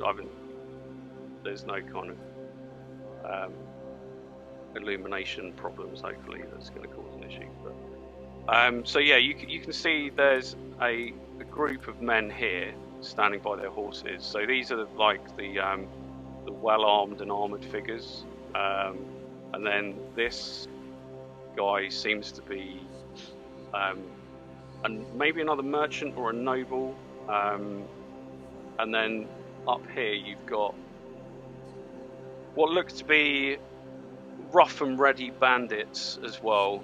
However, the man at the front, who's sort of standing there kind of almost bored, like pacing, waiting, he seems to be better dressed than the others, and he seems to kind of be in charge, because when these two behind him kind of defer to him when he's sort of like asking them things. Off to one side over here you have looks to be another merchant, possibly again with maybe a bodyguard, what looks to be two sailors as well, standing with him. I like that everyone brought their own bodyguards, and we're Fanduses, right? Like us four slacker Varnori. Well, I don't know. I think he's got the cream of the crop. To be fair, like for Varnori, like that's pretty good. Glancing around the village, you can see this group of houses over here that are kind of clustered around this fire pit area. They seem to be much older and less well taken care of than the other buildings to the north and to the west. They seem to be built new, like probably at a similar time as the palisade was built. So you kind of take it that this may well be the extent of the village itself that used to exist here.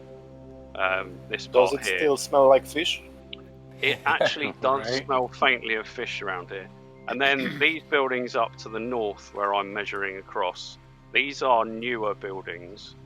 They're still wood, and they've still got thatched roofs, with the exception of this building here, which has one wall is stone.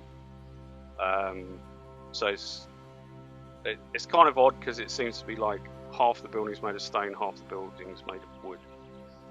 And there's a guard standing outside that building. You can't see any others standing outside any of the other buildings. And that's glancing through, you can see there's another gate you can just glimpse here, which seems to have a couple of men there, and a gate to the south leading down to the beach, where you can see another couple of people. So as you're standing there, the better dressed bandit, I would call him, calls out to Fandus. "Oh, Fandus, glad you could join us. You're several hours late. It's nearly sundown.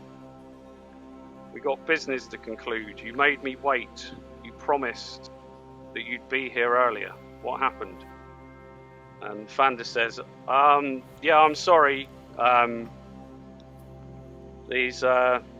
bodyguard slowed me down. I knew that was coming. Mm-hmm. Okay, we can kill Come him on, now. come on. And you're sort of ushered forward. Fandus sort of starts to walk up, and he's watching to see whether you follow him. That'll help assuage our guilt when we murder him later. That'll be good. Oh, I wasn't going to have any guilt. Well, you'll have even less. No. All right. Let's see. So feel free to move yourselves up to where Fandus is. He's kind of checking over his shoulder to make sure you're following him. Like, this guy here seems to sneer at Fandus as he goes past. And you can't see Fandus's face, but you see that he looks at him, and you assume that he does the same. So, Lucky Hugh addresses Fandus. Come on, Fandus. Let's not take all day about it. Where's the money? You got it? I've got what you want. This is tense. Fandus says, well, of course I have it. Here it is. And he reaches into his one of his pouches, and he pulls out like a wad of parchment, and passes it over to Lucky Hugh, who sort of takes it, like looking at it, going, "What is this? What are these?" Shit. You're supposed to bring coin. Oh no. Okay, so Fandus says, this is better than coin. These are promissory notes from the Guild of Excellent Fellows. They'll pay you the amount written on each note. All you need to do is take them into Northgate, and at that moment Hugh just sort of throws them on the floor. These are no good. It's coin or nothing. Do you have the coin or not? And Fandus is kind of babbling excuses. I couldn't bring that much coin with me. Of course. How would you transport that much coin? And this chap behind yells out, I have the coin. I'll take the goods.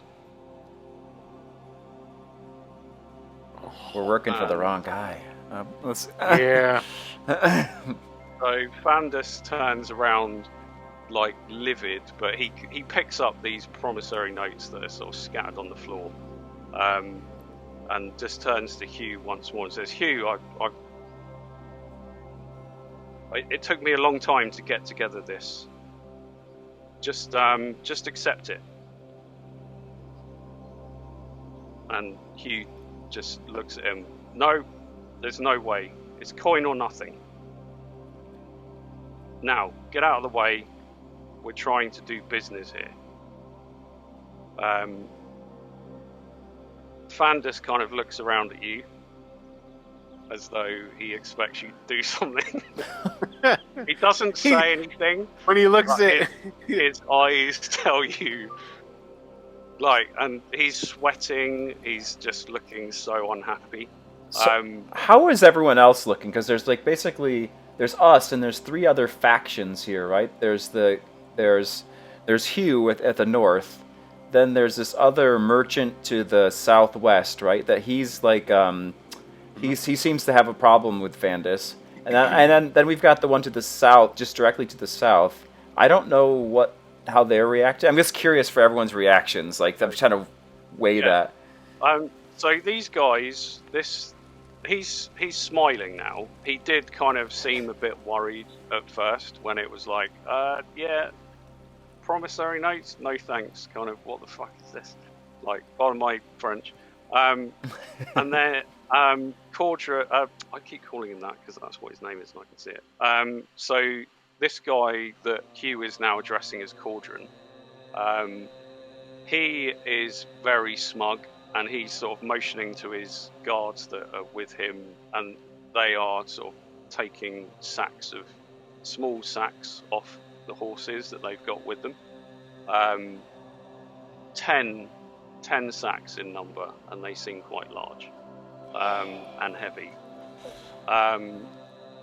That's my farm. And he brings them over and places them on the floor in front of you and says, 2,000 gold.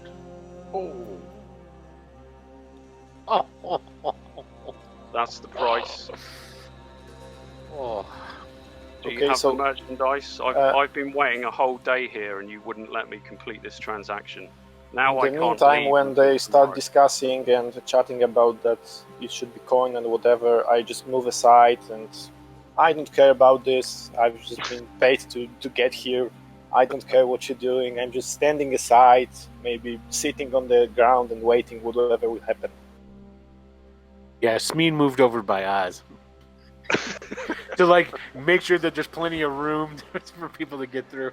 I mean, Oz liked the idea that Oz liked his back being to this building, to be honest, because then I don't have to come from all directions. Noordac should move because the other merchants' guards are getting pushy. I'll come up next to our player. But as Noordac's coming up here, he's looking at Entine or Longshanks, and also Burgoth and Weasel. But he's looking at that gold and he's gone. Right. He's giving him the big eyes. He's getting the big eyes are just getting shot all around. Effing gold.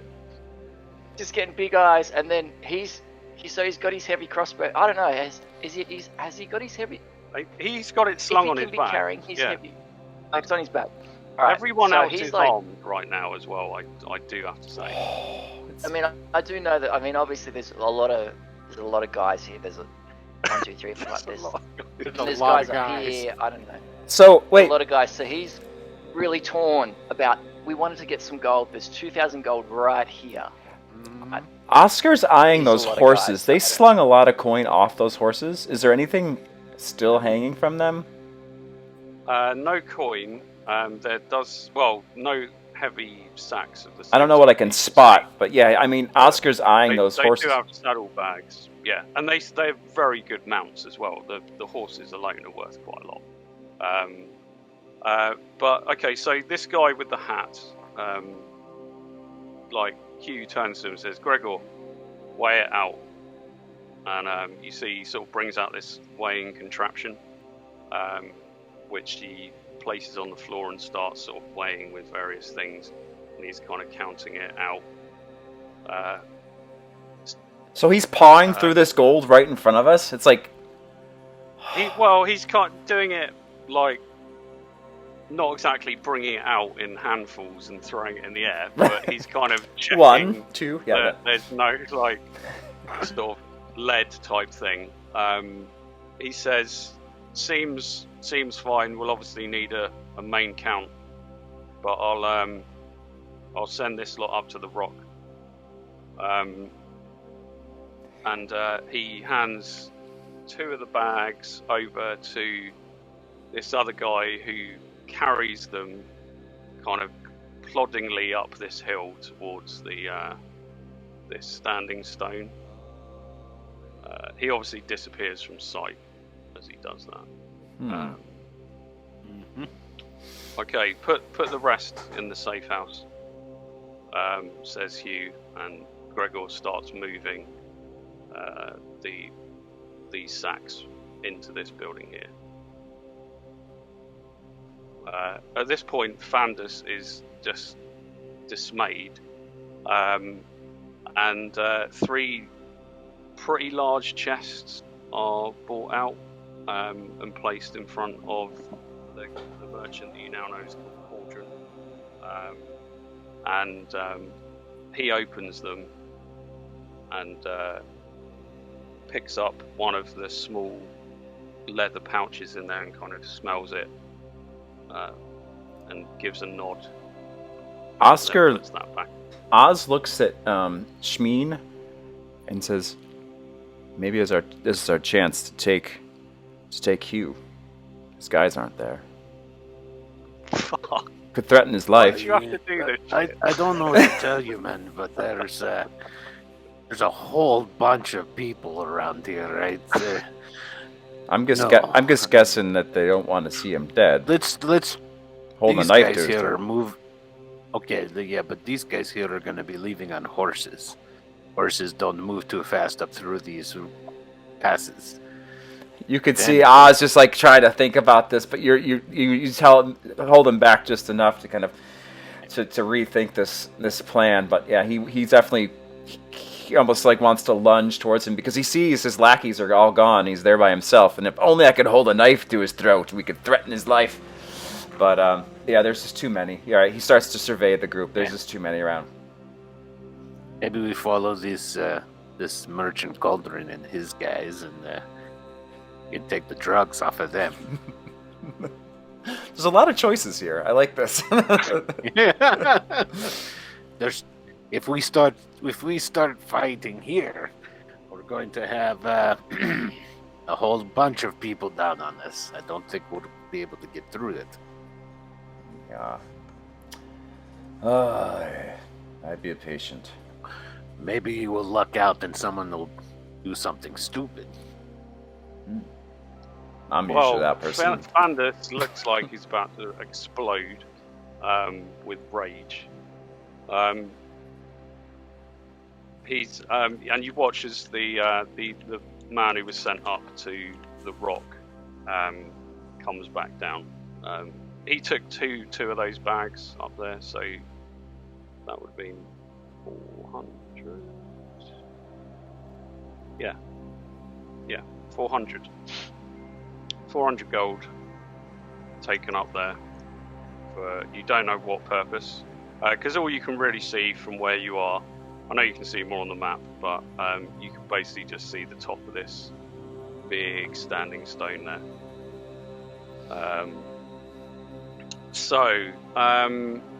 Excellent, says Hugh. We've done the deal, and he nods at the man being escorted by the sailors and the bodyguard, and says, "We'll conclude our business later, Hammond." And Hammond just sort of, yeah, I'll go back to the ship then. And Hugh shouts out after him, "Yeah, but be sure to come along later for some drinks." Yeah, That sounds like a good time. we'll do that.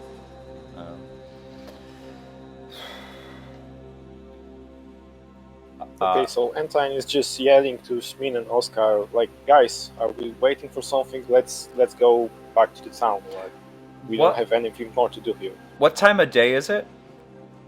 Is it late? So it's probably about 8 p.m. roughly, but I think that because it's summertime, it's still just getting dark. That's how I'm calling it. So it's kind of just starting to get dark. I don't know whether that works in Steve's world of Midlands, but yeah, there you go. Oz is thinking. Is there an obvious tavern? Right, there is no obvious tavern as such. There seems to be some kind of central meeting place here, where in the middle of the old buildings, you haven't even seen any kind of.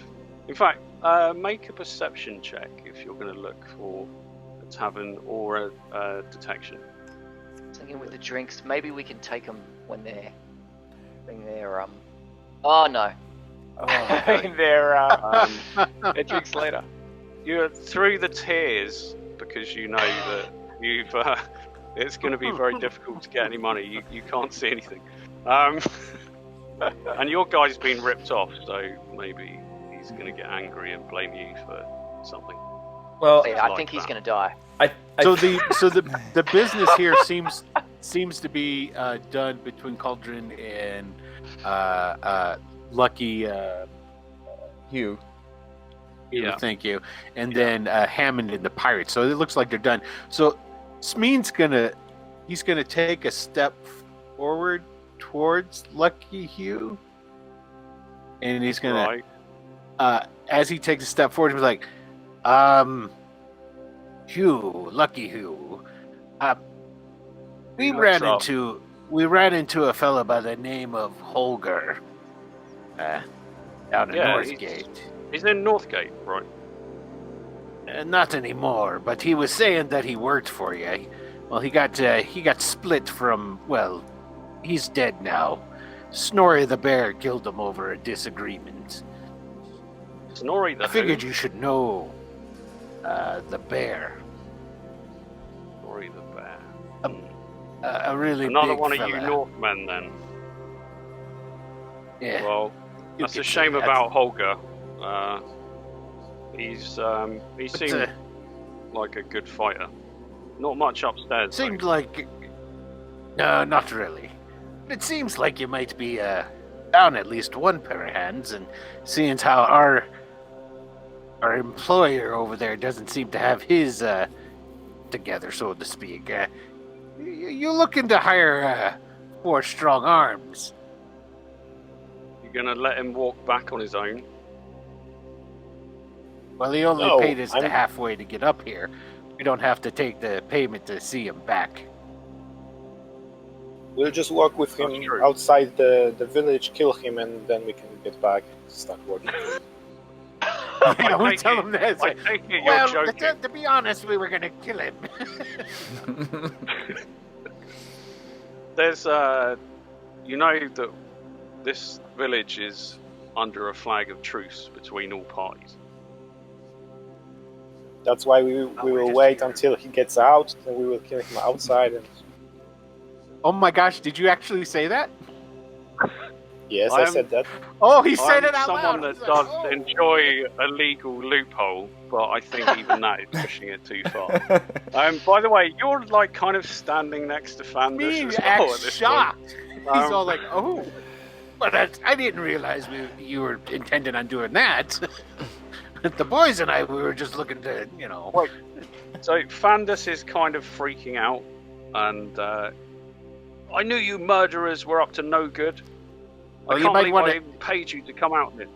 You might want to stand away from him, Fandus, before you start talking. I mean, that was totally a surprise to me. I think it's a joke. That's a joke. Right, Longshanks? You were just joking with the man, right? Yeah, I'm still like I said before. I was just sitting on the ground on the side, and I said, "Yeah, that's a joke." See, Whatever we you were say. kill ya. So Fandus goes Yeah, up to see? Cauldron and says, Cauldron, I beg you, I know we've had our differences in the past, but please, can I come back to Northgate with you? I don't trust these murderous, bloody barbarians anymore. And Cauldron says, it'll cost you. But yes, you can come back with us. What's he gonna pay with paper? Yeah, Cauldron laughs at that. No, that's fine. I'll take something worthwhile from him, don't worry. And Fandus is sort of blustering. So they lead their horses across the open ground towards this building over here. And Smean will look over at Noordac and Patin, and he was like, wave him over to him, so that they don't have to shout across to each other. They can have breath. So what I was thinking, lads, is that we'll go ahead and see if we can't get a job here, and then there's 2,000 gold just sitting here. I have to say that. Noordac's nodding and says, we can follow the gold, so we can let the merchant go back with his drugs to wherever Well, we don't. there are only really 4 care, of do we? them, And then and they are going on horses. They cannot pass this trail on horses very quickly, so we can just catch up to them and I then was thinking came back about that. here. Well, and then that's going to raise one problem. They're carrying a bunch of drugs. I don't know about you lot. I don't want to have to be bothered with trying to sell or offload or anything along those lines. What do you think? Should we go after the drugs, or should we try and work something out here? This Hammond fellow will be sailing away soon. We won't have to worry about him. So it'd be us four against a lot of lucky Hugh and his boys. What do you think of his ship? Oh, are we having this conversation here? I think part of us should kind of like, we should go say, hey, Well, can we kind of like circled up. You can move Yeah, on. that's what- Yeah. we're huddled up. because You can move off to a discreet distance. Lucky Hugh is basically chatting to this guy here. And because I asked he's kind of if he was, overseeing the... I mean, if I he wasn't was hiring.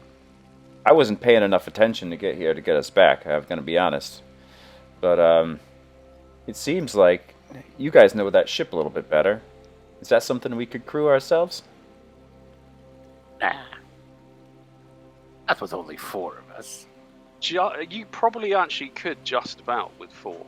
That would be about the minimum. If one of you got popped, then you probably wouldn't be able to. But you reckon it's the struggle will be getting it to turn around to get it out because it's face front. Well, Smean doesn't want to sail a ship, so he's saying no. Even if it's true, he's like, no, I don't think so. So what you know is there's gold that's been taken into this building here, which is the one that also had the kind of stone part built onto it, Right. and then part of it is wooden. Guess it's And like you a also bank. know that some gold is being taken up here for some reason. You're not entirely Can we sure see why that is. a inn, like establishment, or anything like that, or are we just sort of expected to come, live with the staff, and then like people don't hang around overnight; they head off? Because if there's an excuse to hang around, Right. then we can Okay, do so- things later tonight. But if we're just sort of expected to leave straight away, and maybe we're going to end up these attacking the drug guy. These guys here have actually they've tied their horses up outside this building, and they've gone inside it. So these almost seem like these are newer build. Maybe these are like guest houses or something, where people can stay overnight. But so the horses are tied up out the front, and there's like an entranceway here. There's this one is similar. There's an entranceway here. I mean, they don't look particularly comfortable, but I expect that they're not as bad as some of the places you guys have stayed in over the years. So. We slept in a common room down in Magnus. I'm sure that this place is by far better. So I mean, you can definitely, ask about accommodation. Yeah, because we don't know our way back, and it's 8 o'clock at night. It's in the evening. So yeah, I think it makes sense. So is Hugh still around for a discussion? If we wanted to kind of strike. He is stood here. He's talking to some of his men, but you could approach him. Oz kind of stands at his full height because he's pretty tall and holds up his arm. Hugh, can I talk with you, yeah? Depends what it's about. We find ourselves stuck here, and I would like to maybe make this trip something worthwhile. I figured we could get to know each other. Is there any place we can kind of settle down? Maybe we can talk in the morning about your need for more security. Yeah, sure. I can't offer you one of the guest houses though, because after all, It's all right as long as you. Just, threatened one of your employer, so. Well, he's Yeah, but he's clearly going to shortchange us. I mean, you didn't trust him, and now he's going to make money. Joke. That was just a joke. I guess I think we're upset about how this went because clearly he was upset and he's not going to make good on his payment to us. So I think but yeah, you don't have to sort us up. We're happy as long as it's okay if we camp over in along the edge of town here. You just imagine Smean saying it's a joke. See that small building on the corner there? That one's free. Over to the east. Okay. Smells a bit, but if you're staying, I'll have to ask for your weapons. I could see him looking at. See, yeah. Oh, Of course, yeah.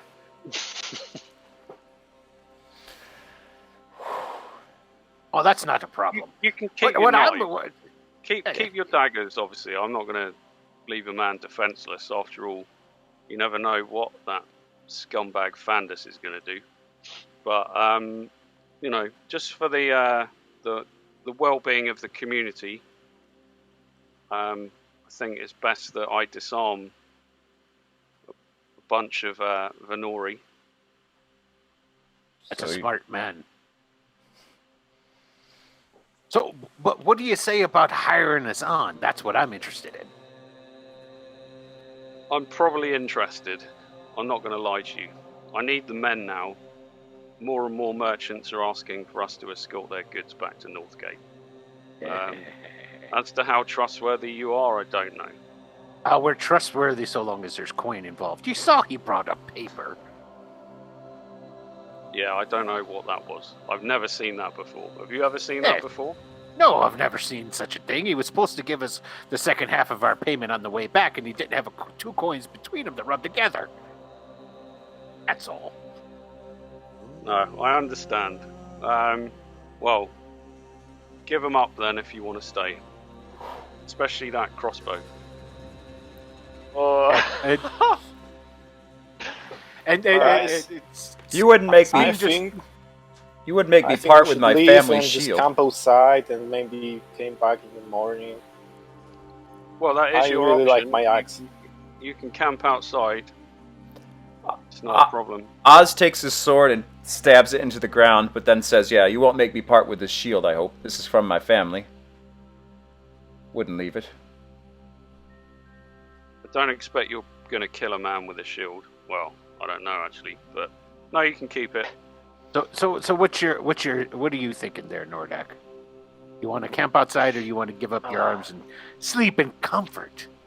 He wants us to shoot Lucky Hugh right now. Yeah, that's what he wants to do, but he can't. So, I'm actually, he's alright. Noordac, yeah, Slink gets his thing off, puts the crossbow next to Weasel's sword. Then he's got a two-handed sword himself. He gets that down and plunges it into the ground as well and says, "You go then." I don't know.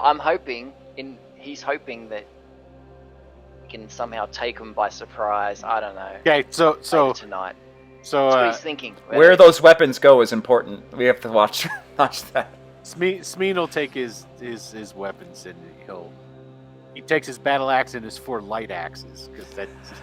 Yeah, actually, Oz has a couple light axes. He tosses those into the ground. He makes a point of throwing them so they, topple over and end up with the blade into the earth.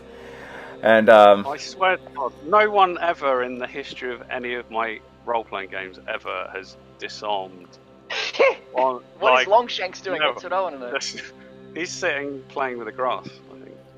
Yeah, I'm basically I'm saying that okay, I've just pissed off by one employer today, and I'm not going to trust another one. So guys, I would go even alone outside.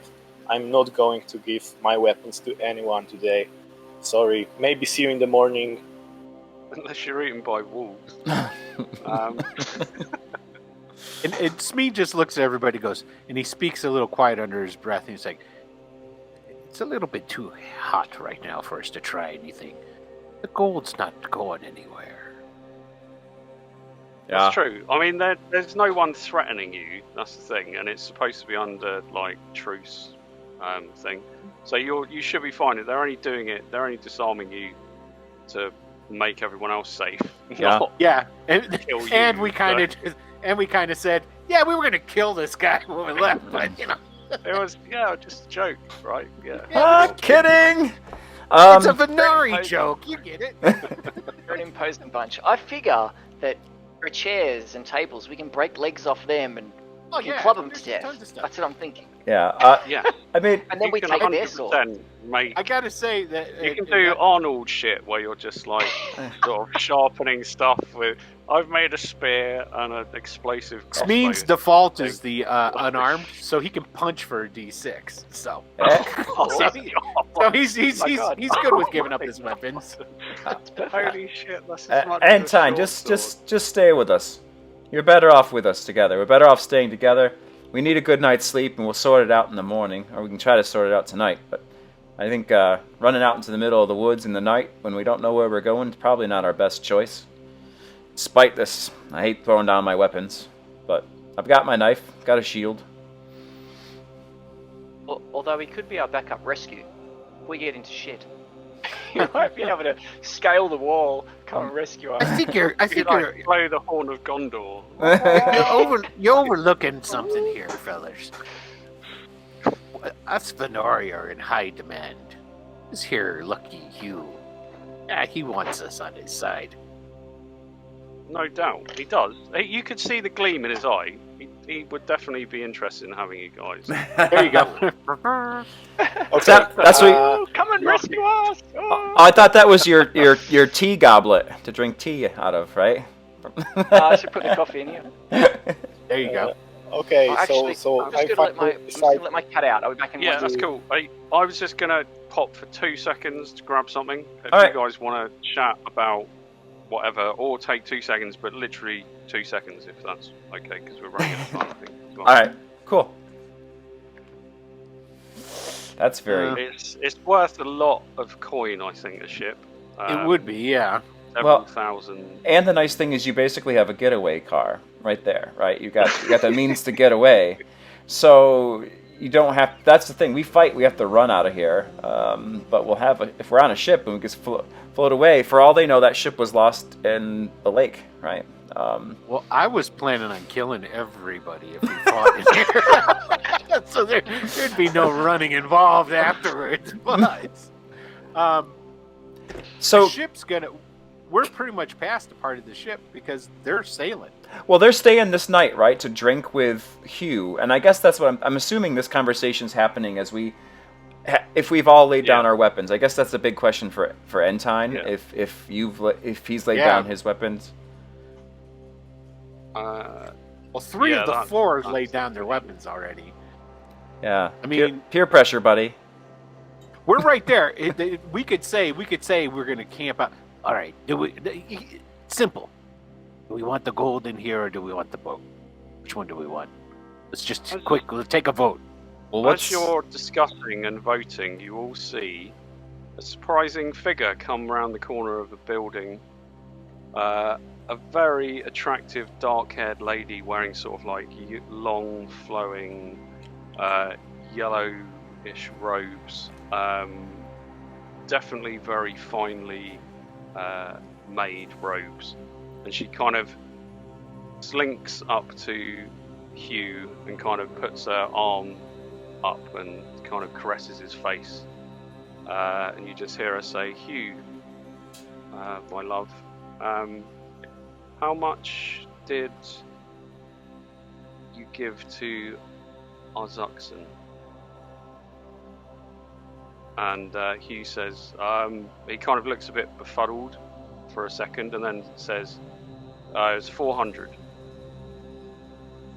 as we agreed."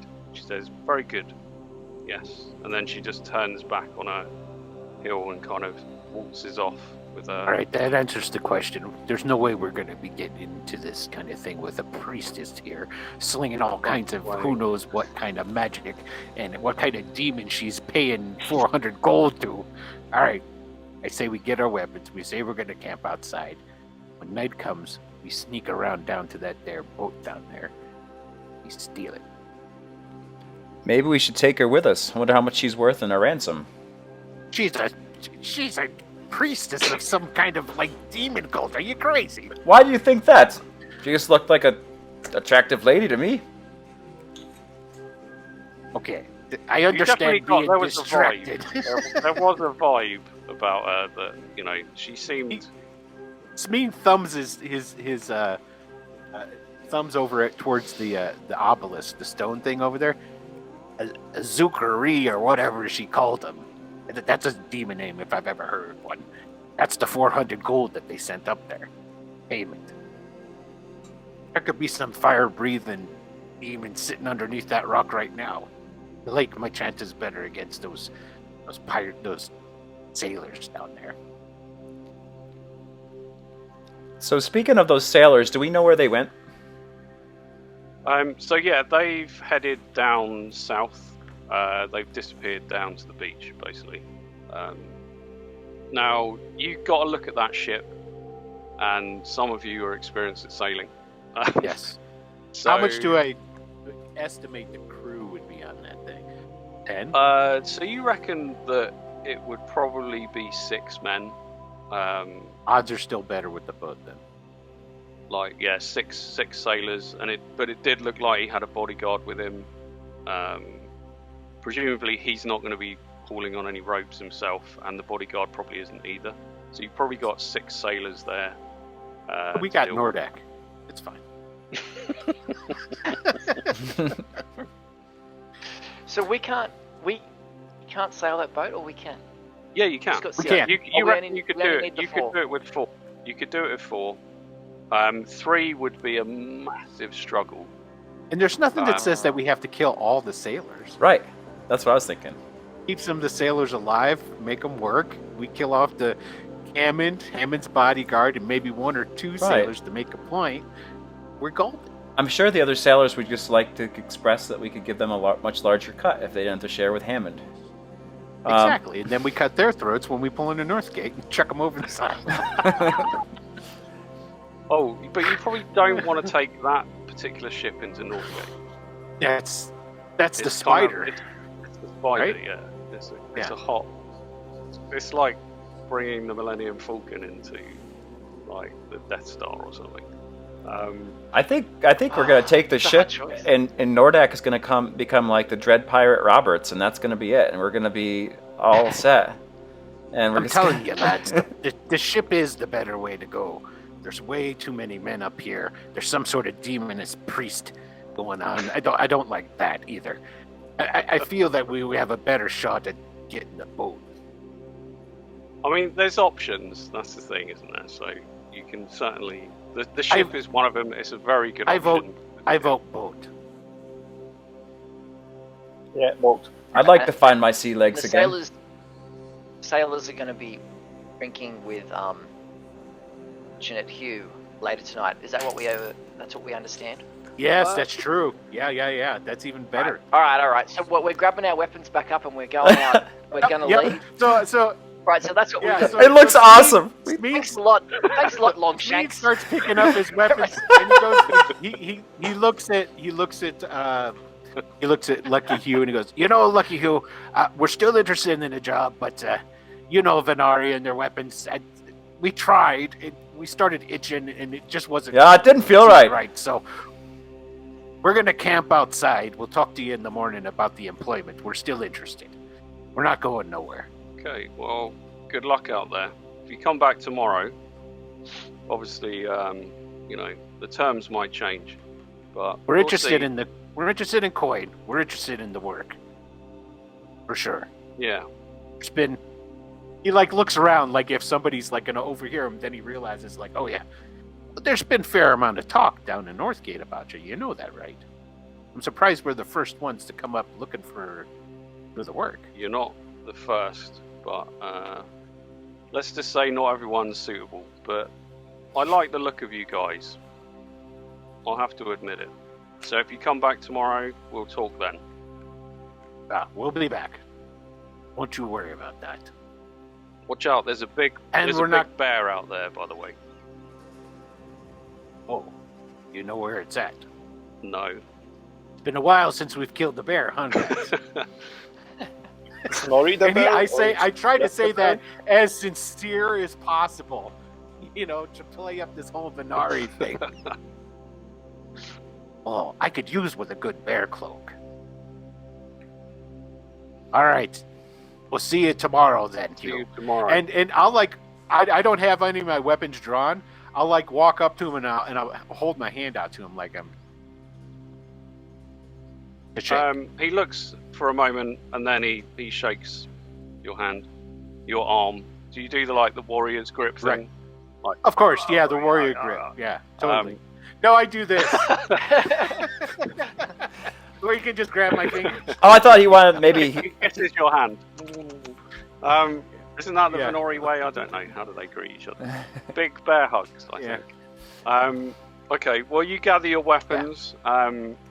You're kind of watched quite suspiciously by the lady in the tower as you leave.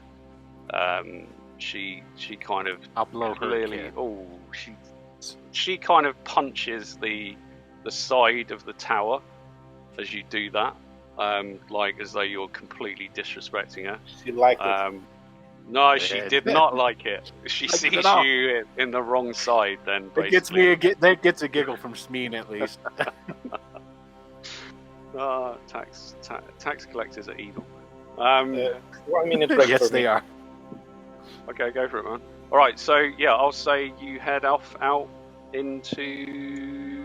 I mean, they're going to expect you to clear off out into the woods at least. Yes, yes. But the So wood is very close, so it's not. So it's only we're maybe 50 feet away from the. Yeah, so let's go into the woods, but let's go south, so that when night falls, we can go and. How quick is the water right here? Did we get a chance to see that? It is pretty quick.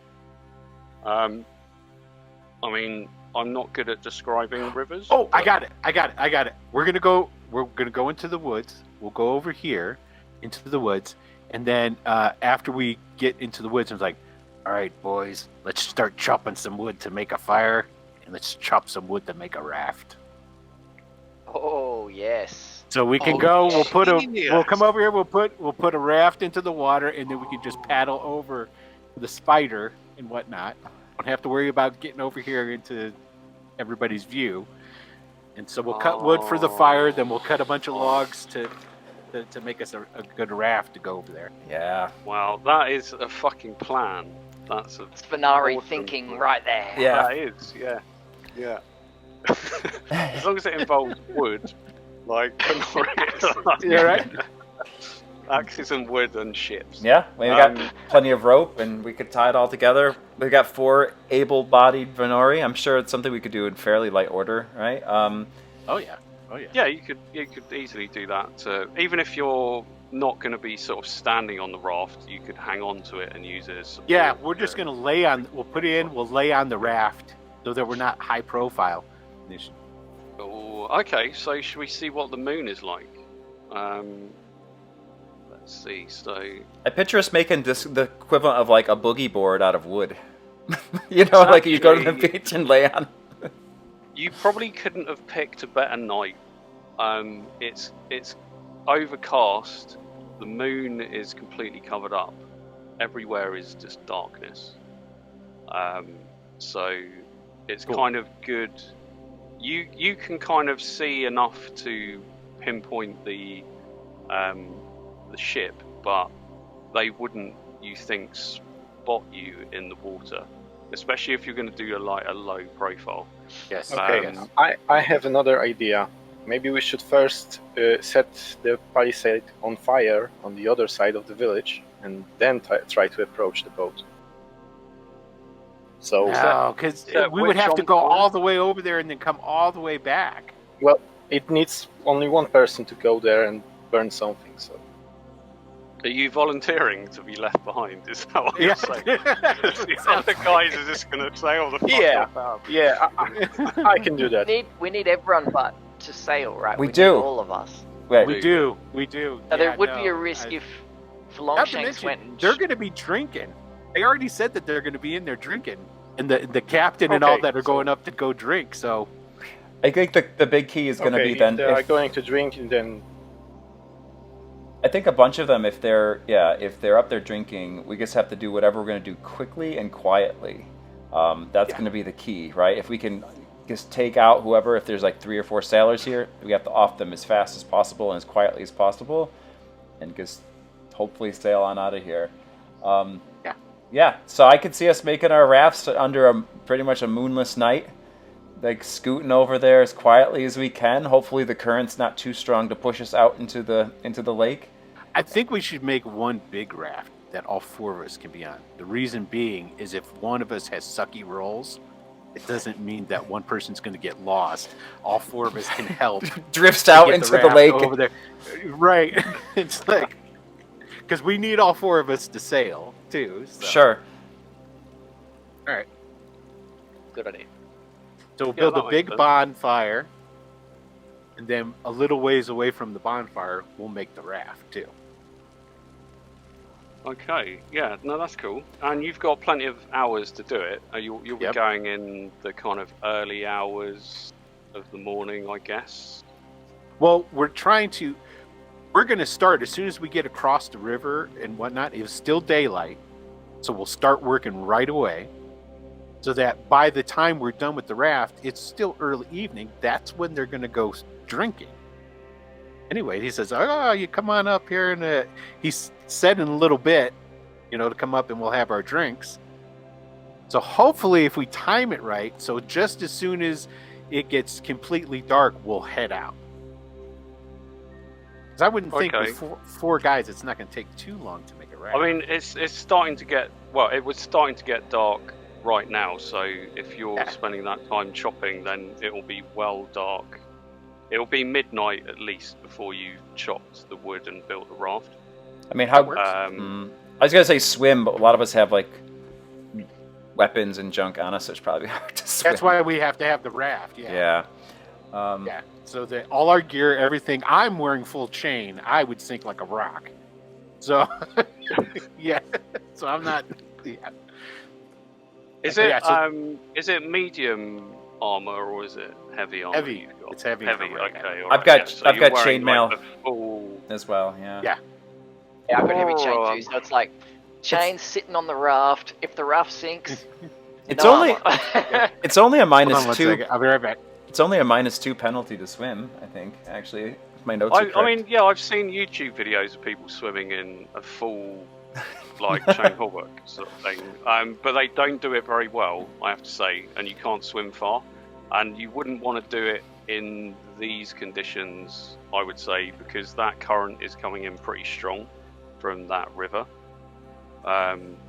So yeah, I'm like happy to just take the armor off, stick it on the raft or whatever. I reckon 4 or 5 sailors or whoever was in there probably going to be able to take them without our armor.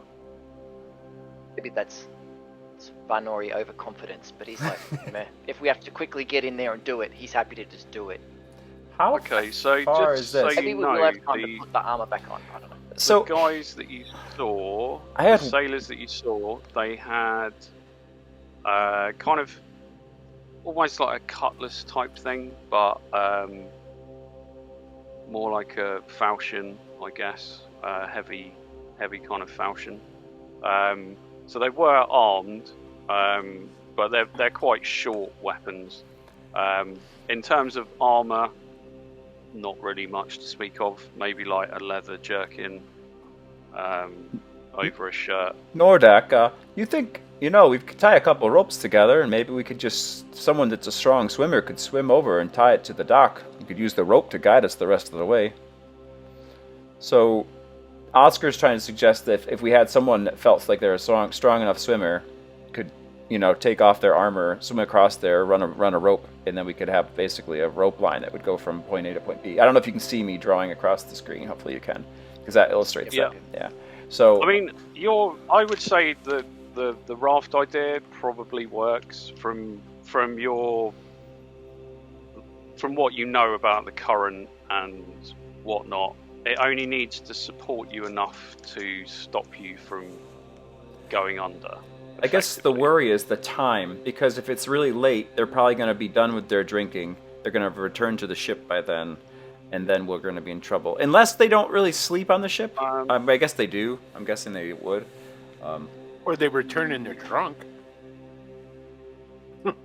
I mean, you'll be able to get there by midnight. What time do the pubs close in the US? Because like in the UK, it's actually saying that it sucks. It's 11:30. But that we go home and then we drink more. So if you're in a village somewhere out in the middle of nowhere with nothing else to do, you'd certainly be putting the booze away till the early hours. I mean, you can see from where you are, there's a fire has been lit up on the top of the mound, just to the south, and you can see the shadowy figures of people moving around, and you catch sort of snatches of laughter, and you can hear basically people enjoying a good time, as it were. If we think we have the time, that's fine. If we felt like we're short on time, that's when I was going to push the swimming piece. So if we have time to construct a raft, I do like that Smean has said we're burning this big fire as basically a bonfire because we need to stay warm, which also just makes it look like we're legitimately camping out there, which is good. Exactly. So we stoke that before we leave. Yeah. So let's make a raft and get sailing then. Let's not waste any time. Okay. So I will say, that your raft is complete by midnight. You can stealthily take it down towards this sticking out outcrop at the river mouth, and that's probably the best place to put the raft into the water. And then I don't know how you're going to do it, but hang on to it or climb onto it or climb onto it laying down. Then you'll have 4 guys and we'll be all paddle. Okay. Good.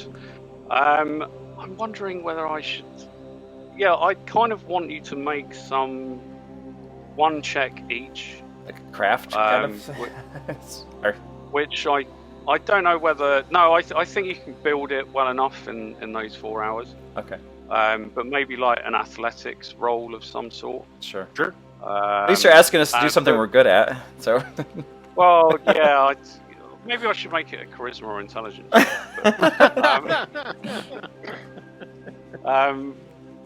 Yeah, some kind of athletics check. If you've got athletics, if not, it'll be strength and dex. But because you're all on it together, you're going to help each other, as was stated earlier. So I'm not too worried. Well, two people have succeeded, 3 people. Oh yeah, you're definitely.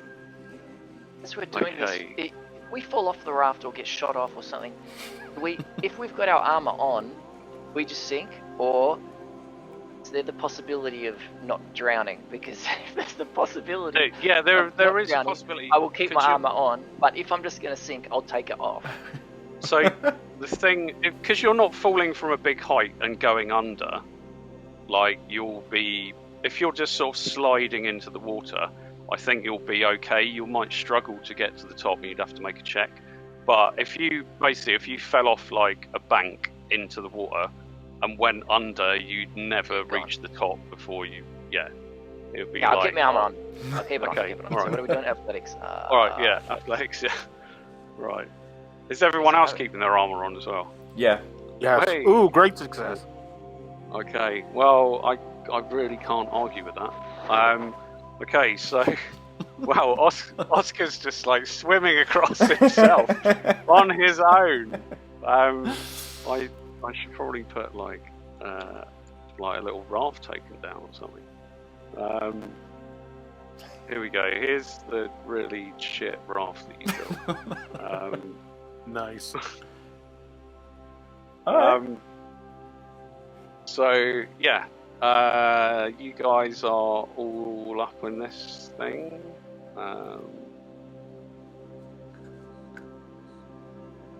As it were, I don't know who's going first, but from what you can see as you're approaching, seems to be a lookout fore and aft. That's kind of normal procedure, you think, for like watching out for your ship, but they don't seem to feel so super threatened, as it were, so they're not really paying much attention. This is quite a tall-sided ship, though. So one of you is going to have to stand up on the raft, maybe, to reach the side, or you can maybe find the anchor rope, but you can't see it from here, so it may be on the other side of the ship. Do you think we can try to if get you found to the anchor dock? rope, then you'd be able to. Sorry, go on. Do you think we could get to the dock here? Yes, you could. I should put. If the raft is next to the boat, would we be able to help push somebody up so they could get on top? and then help everybody else get up at that point? Yeah, you can. So whoever's going to do it can roll with advantage if you do that. Yeah. You keep the raft steady. So the gangplank is there. I mean, you can't see it from where you are, but that's basically where it is. Ignore these guys here; they're just there because they are. So the only ones you need to worry about are the two sailors you can see. So how close in are you getting at this moment? Are you working your way round to the south and onto the docks, or are you gonna try and go up the side that they're at least expecting you to come up? Or I think going up the side would probably be the best. In the middle here somewhere. Mm-hmm. all right, cool, do it. So who are you picking to go up, and then people are helping them so they get advantage? I have no idea what your scores are like, so I think Noordac should be the first one that we send up. I was going to say, this is Smean's idea. I'll boost him up. Right, see, How about that's the that? thing. Alright, I'll go. If you're standing on the raft and you fall into the water, that's where you're in super bad danger of like drowning, because you've gone under and plunged under. Who's whoever the does it, who's the slightest of frame? Like, I think we're all big guys. Who's the strongest? I rock a 15. Let's see where I'm at. Okay. 15. Eryk, what's your guy like? Sorry? Strength-wise. Strength, yeah. 16. One upped. But my guy's con is only 9 because he had the black lung when he was little. So he's probably a bit Right. slighter than the other guy. So okay, boost him up. Good. I can go up second. Okay. All right. So in that case, do you want to make an athletics check with advantage, as they're holding the raft steady and holding your ankles, and you're basically very sort of carefully clambering up, using the side of the boat, just holding on. It's kind of wobbling. You're like going, oh fuck! You're reaching up, and you're like trying to. Yes. Oh. Easily done. Come on. Okay, Hold yeah, it, hold it very steady.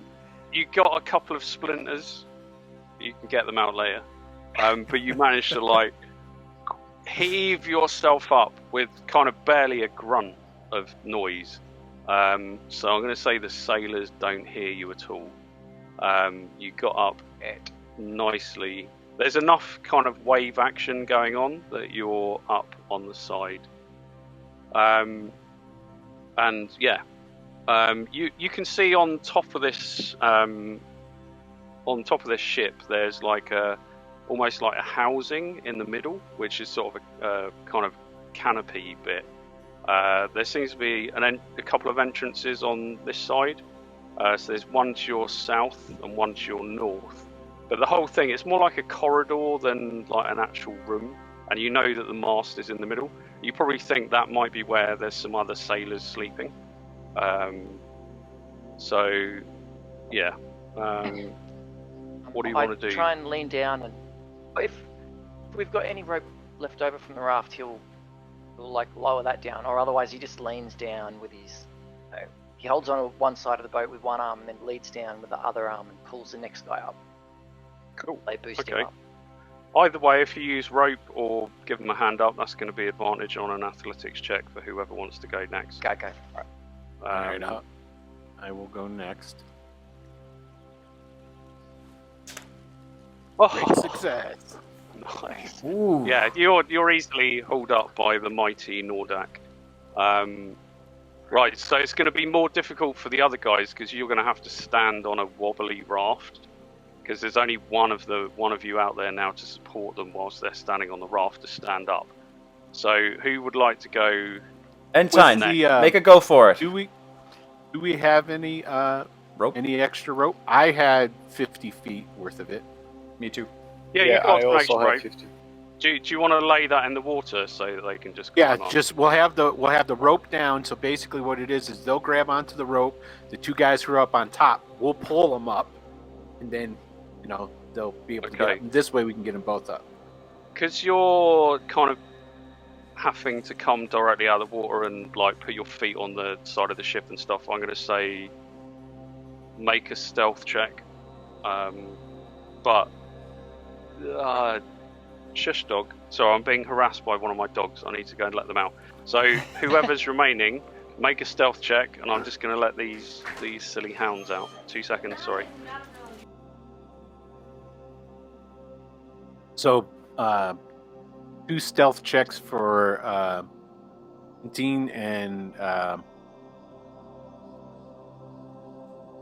Oz, and then we'll all be up there. Okay, so I What do will we get? first. So stealth is dexterity. Yes. There's a stealth skill. I don't Isn't have there? that What's it skill. called, though? There is. It's just Dex. Yeah. Oh shit! And you've got 7 dexterity, right? Yeah, I've got 7 dex, and I'm gonna get -2 because I'm wearing heavy armor. So that's gonna be great. Okay. All right. Okay. Well, they've heard We you. got this far. You're up on the ship, all of you, but they've heard you splashing about. So there's a kind of a cry from the north and the south of the ship, and you see 2 figures come round, and they see you. They are armed. They've got harpoons in their hands, and they also belted these swords. So you kind of lost the surprise advantage. I reckon that we should probably just quickly do an initiative. I know that time is like very close on us finishing the session as well. So if you guys want to roll initiative, Simon, can we throw it out there? Like, how tight is everybody's cutoff for the night? You guys are up the latest. You and Eryk, you guys are burning midnight oil down there, right? I'm alright. I haven't got to get up for work or anything. So Yeah, I'm also okay. I have national holiday next 3 days, so I can stay till the morning. Holy shit! But Steve might have some. No, I'm all good. family I'm all good. stuff. So Right. I'm all good. But Noordac I think we all want to curses steal at, the boat. Yeah. All right. Are we Noordac doing curses at the Entine group initiative? says- Um, sorry. If you roll, click the DX box, and then that does whether you go before or after the enemies, whether or not you do a failure. I think this is, unfortunately, is where Oz comes out bad normally, right? Because he has Usually. to roll his own initiative, and it's like, Oh. yeah, he just comes out terribly. Oh wow! Oh my god, he actually succeeded. Oh no! And Entine didn't. Oh no! Oh no, Smean didn't. Oh, Smean and Entine have got tangled up. Okay, looks like Noordac is in there, and so is Oz. So you guys decide what you want to do, which one of you wants to go first. So you've got people to your north and your south. You can hear kind of mumbling and thumping coming from inside here as well. It sounds like several voices. Have we identified the entrances and exits of this, like, covering then? Yeah, I should probably. I'll tell you what. I've got a little thing. Let me just put you on the thing. Sorry, this is one of my terrible DMing moments with Roll20. No, if you're setting up a scene, I mean, this is what we've all been working towards, right? I mean, this is the moment. Mm-hmm. So either we'll get murdered or we'll have a ship. Okay, so you should see here. You've got that's the ship, right? And then you can see the entrances and exits, but they are actually doors here. Can you see that, or can you none of you Yes. see that? Yeah. Yeah. Okay. And at this point, you've got a little sailor dude there and a little sailor dude there. I mean, this is going to be a fucking slaughter. I'm not joking. It's like 6 sailors versus 4 Varnori. It's not going to go well for the sailors. Unless they get extremely lucky and push That's you what off. we're hoping. Who knows? Can they do exploits and push you off? Yeah, I they, don't think they can they- do minor no. exploits. Yeah. They can do minor exploits. No. They are pushing you bitches off this ship. Thank you, Steve. I love your So, style. that's Great. exactly what was in my mind. Charge that guy, push him off. I'll do the same. Well, as it is, so either Noordac or Oz. It would make more sense for Noordac to go first because he's got the higher dex. What do you think? Yep. Okay, Noordac Okay. first is at the two lads who failed their not stealthy and says, "Didn't your mothers teach you how to raid?" And then he charges this bottom guy, tries to just shoulder him, like slam into him and push him over the side to the water with a bit of luck. Nice. Okay, so if correct me if I'm wrong, but that is you just make an attack and then basically you have to make a check after that, which I guess will be a strength check. Something like that. Oppose, maybe, up to you, but Yeah. yeah, An opposed strength contest thing. Oh, this is where I always forget what the opposed thing is. That's fine. You're here. I can just ask you. I'm the worst yet. Okay, so you watch as Noordac charges across the deck and slams into, or attempts to slam into that sailor. So yeah, make an attack if you are doing a. just ignore that damage. Pretty Cool. I don't know. Ignore that damage. That's just his, his shoulder into the guy. I thought it did the damage anyway on a minor exploit. Oh yeah, but he's not using his He's not using his sword. Okay. banded sword. Right. He's just got to Or run did up there. you- He doesn't have did you time hit to him get with it your out. He's just shoulder? running up there. And he flew and knocked himself out on the railing and fell on. He's still on the ship. No, So I'm just going to say, with that critical, he's off the ship, man. Like, Right. Okay, cool. I'm just thinking for other sailors to help us sail the ship later is all. No, it's like, well, you should have thought of that before you started Right. throwing your weight around, right? So, you hear a splash as one of the sailors. He's definitely out cold because he literally kind of bounced off the gunwale and flew legs akimbo sort of over the side, like without making a noise at all. He's gone into the depths. Wow. Okay, that was a good start. So, yeah, Oz then. So, did you say we're hearing some like sounds from? Why isn't this working? I'm trying to use. From in here. Yeah. There are. There's definitely more. There's more sailors in there. So Coming. his first move is to step into here, right? Okay, so there is a door. I didn't put it there. That's why I was saying bad DMing. That you. No, it's fine. Can I So open you it or is it the locked? door. Okay. You open the door. It does not. It's not locked. So you just sort of pull it. It's a kind of quite a flimsy structure. This structure on top seems like a temporary thing. Just for extra housing, and you see in front of you two surprised, horrified sailors just kind of stood there, just coming out of their blankets on the floor, but they clearly identify you as an enemy. So, what would you like to do? Well, if they weren't there, I had a different plan. But if they're gonna be in my way, then I gotta move them out. So, Oz is just gonna, use his longsword to try to dispatch one of them. I mean, if I've got them by surprise and they're still kind of groggy and waking up, then let's just have at it. So, There is a door on the other side of the thing that you can see directly opposite you. sure. That was my plan, to stride across there. But if they're gonna get in my way, then we'll just make them sorry about that. All right. Or maybe not. Oh, okay. Oh! They're pretty. Considering they were asleep, they're pretty nimble. One of them just leaps aside as you thrust him. Okay, so that's everyone who succeeded, I think. Everyone up here. Yeah. I want to Okay. make sure we get the ropes cut so we can get the boat away from the. So this sailor is kind of very scared as he rushes towards Smean. He is waving this. Actually, he's got his harpoon type spear out, and he is going to use it in both hands. he just thrusts at you, hoping for the best. Oh, that's pretty good. Oh, fuck! 6 hit points isn't anything to fucking laugh about. At No, first it's level, not. is it? Ow.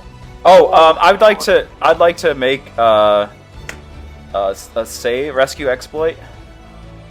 Okay, yeah. How is that going to work? Well, I have the adaptable feature. I have Protector, so I don't have to make the dex save to do that in the first place, which is awesome. Yeah. But it's just going to work. I'm standing right there. There's that narrow doorway, and I'm just going to say I basically fill the doorway with my shield, and I just try to basically bar everything, because it's a pretty narrow opening, right? It's the guy to the north. Oh, crud. It's the guy to the north. Oh, I thought the other guy... Potentially, yeah, it's it's difficult because you should have to maneuver, I think, to reach him. I mean, you could jump up on the gunnel of the ship, but that leaves you vulnerable to being pushed off quite badly. It's hard to explain a rescue exploit there, I have to say. Unless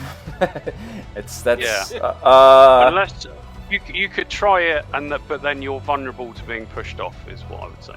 Yeah, I'm not gonna die. I'm gonna pass on that. I thought they were right there, but yeah, I don't have a way to get there. I mean, that's what's tough about these tight quarters. I mean, at the end of the day, he's a tax collector. Just let him fucking die. Former tax collector. Joking. Okay, cool. Oh no. Oh, I feel bad. All right. So that thrust went deep into your thigh, and you're feeling that. You will have to walk that off later. Okay. Now there are. I think these guys can both come at you through this doorway because they're using spears. So they are both going to come at you, unfortunately, Oz. Okay.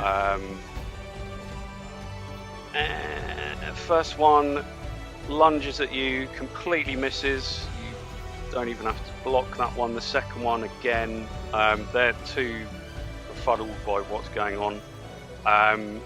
However, okay, actually, I'm going to put these guys in there. You can hear them.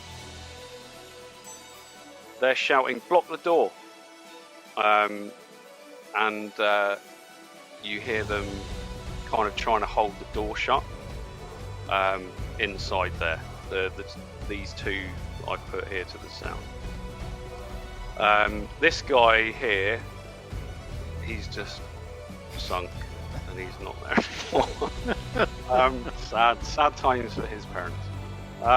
Okay, so now we've got. He did know the risk. There's a raft down there. He could get on it. He could if he wasn't unconscious. Oh, that's a problem. So, Entine and Smean, you decide amongst yourselves which one go first. Okay, so my idea is I'm taking my battle axe and I just try to crush those doors they are trying to block. So nice. Okay, cool idea. Yeah, because it's a very very flimsy door. So give it a whack. I should roll a damage roll. Yes. Yeah, just roll an attack. If it's, I mean, it has to be really terrible to miss, effectively. So yeah, that's nice. Okay, you like splinter the door inwards, so it's sort of now basically barely hanging there. And you hear a cry of terror on the other side of the doorway as these sort of sailors realise what they're up against. This feels like a Viking raid. This is starting to feel right. This is starting to feel... You're mean! These are the only guys that I cared about, and you're like being horrible to them. You should have killed the evil merchants. So, Smean. Alright. Well, he was wanting to take some people alive, but this guy's definitely not going to be one of them. So, he's going to take his battle axe. And 13, does that hit? Yes, it does. They are wearing virtually no armor. So 4 damage. Okay. He cries out and staggers backwards. He is still up, unfortunately. but it does look like most of the fight's gone out of him. Okay. He's bleeding heavily. You've basically ripped his sort of chest open slightly. I think. Oh no, it's only on a 19, isn't it? With an axe that you do something Correct. horrendous. Yeah. 19 or 20 because I'm a fighter and I got that. So. Oh yeah, that's cool. Yeah. Right. So I guess we're down to initiative again. If everyone's gone, everyone's gone, right? Yeah. Yeah. That's more like it. That's more like the odds. Yeah, that's more like odds. There it is. Oh, I failed again. we're gonna see if Entine is gonna do this. Entine. Oh, you've done yours. Oh, you did yours. Okay. Success. Right. So it's gonna be Entine or Noordac. I don't want to dictate how you guys plan it, so who wants to go? You can go. Okay, so basically, I just crashed the door and I grabbed my axe again, and now I'm trying to bash through that guy who's standing just after the door. But I'm still outside, so I think I can use it two-handed, and that should be no problem. Yes. So I'm just. Yeah, because it's not narrow confines technically as yet, so yeah, you can smash into it. And okay, yeah, your axe just bites into his head. He goes down with a scream. It's a very short scream.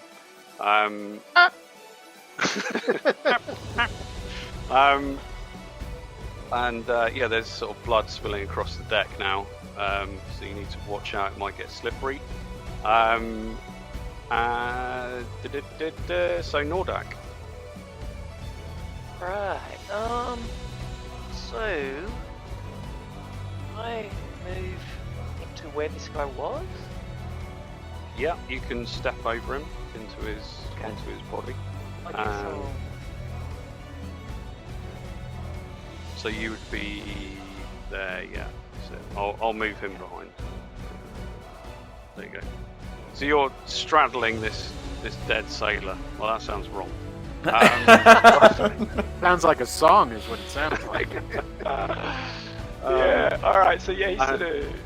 Okay. His mate is kind of cowering backwards. He's still trying to defend himself, but he's just absolutely terrified at this point. This is like the raw fear of facing Varnori, I think. We've already killed one.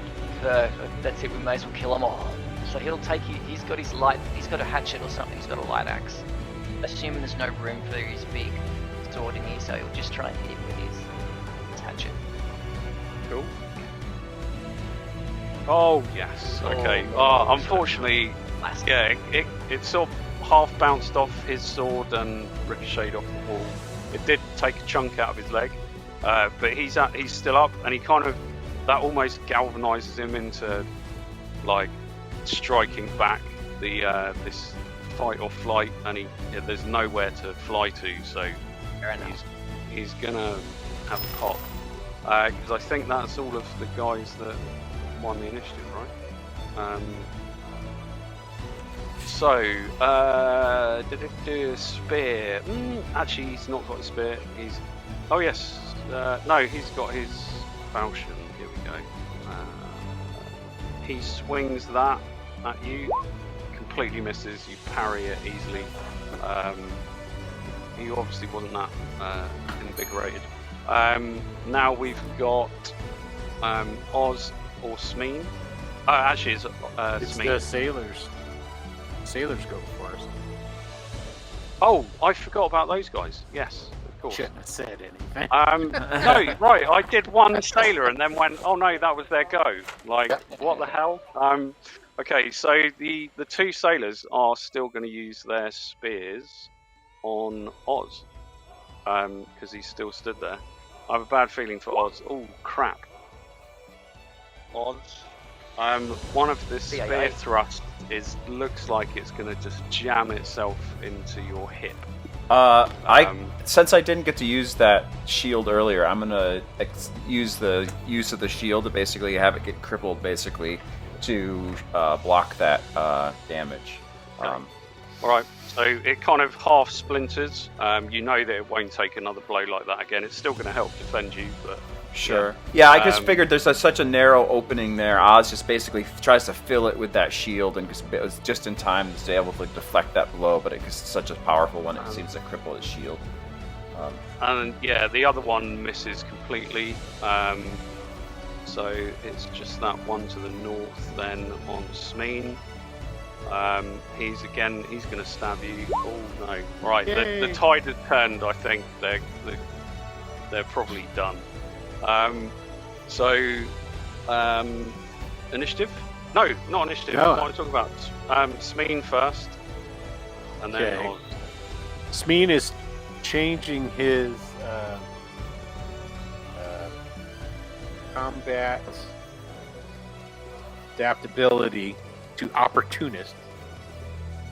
He's going to bring the battle axe down on this poor soul that's still here. And misses, I'm sure. Yes, unfortunately, he does miss. All right, well then he's done. he's got a leg wound, so I'm No, okay. it's not. I'm okay with it. Sorry about the time, guys. I know it's really cracking on for some of you. So, Oz, it's you up.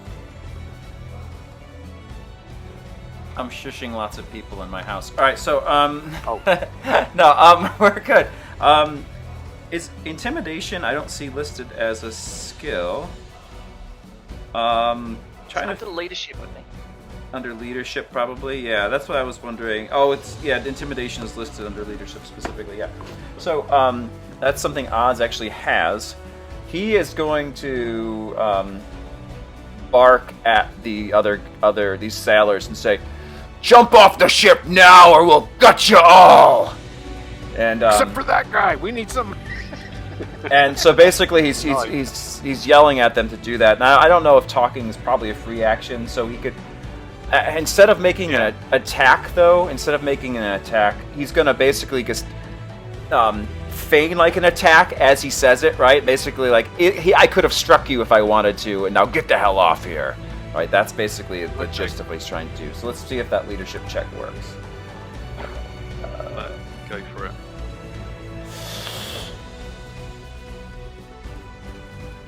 Oh, great success.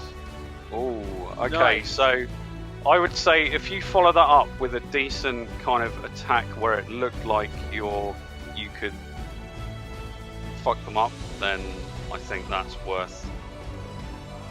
Yeah, that's a decent enough AC hit for certain. Okay, let me just. Yeah, I mean, at this point, you said if it looks like we're going to turn the tide and just slaughter them, I mean, there's no point in that if they'll leave. Yeah. Maybe we'll get lucky and one of the guys will stick around, but I doubt it, because probably just don't look like I'm particularly friendly. I've just rolled both of them. They turn and rush out of the door. I'm not going to move any further than that, but they basically push that door open and they're sort of like look like they're about to jump overboard, but they've at least thrown their weapons aside. This guy down here obviously doesn't know that's happened, and neither does he. So there's still two in the mix. So that was the last thing. I'd say initiative. Hopefully the final round for this, and I mean this fight has taken seconds. So it's not as if. Okay. So either Oz or Smean. I'll go ahead and I'm going to take a chapter out of Oz's book, and I'm going to lean down and go, "I don't want to kill you, so you're going to surrender and drop your weapons, and then maybe I'll just put you to work on the ship." Yes! So here, I'll roll my leadership, which I do have. Success. When you got success. Okay. He's already really badly damaged. He's basically on the on the edge of passing out from blood loss. So he just sort of like leans against the side of the edge of the ship and just sort of drops his thing and kind of slumps there looking up at you, just going, "No, don't kill me. I'll work for you." Excellent. Okay.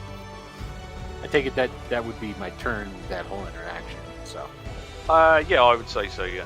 Okay. I'll take his harpoon and chuck it overboard. Fair. So he can't backstab you.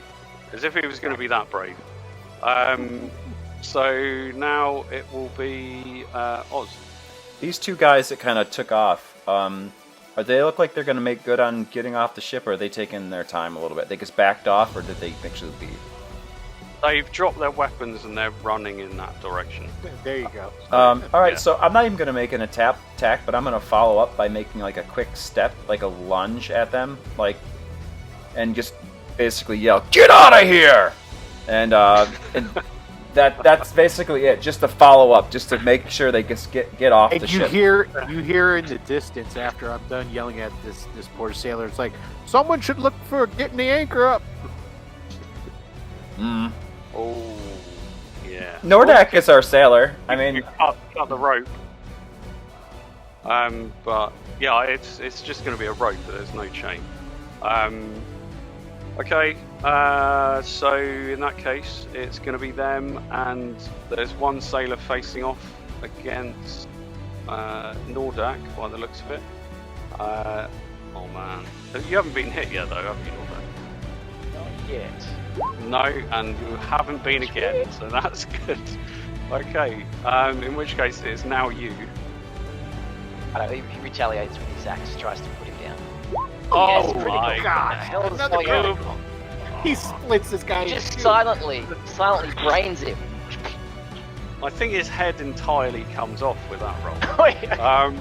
Even He better. just sort of slumps there, and you guys see this head just roll out of the cabin. Like, what the hell is he doing in there?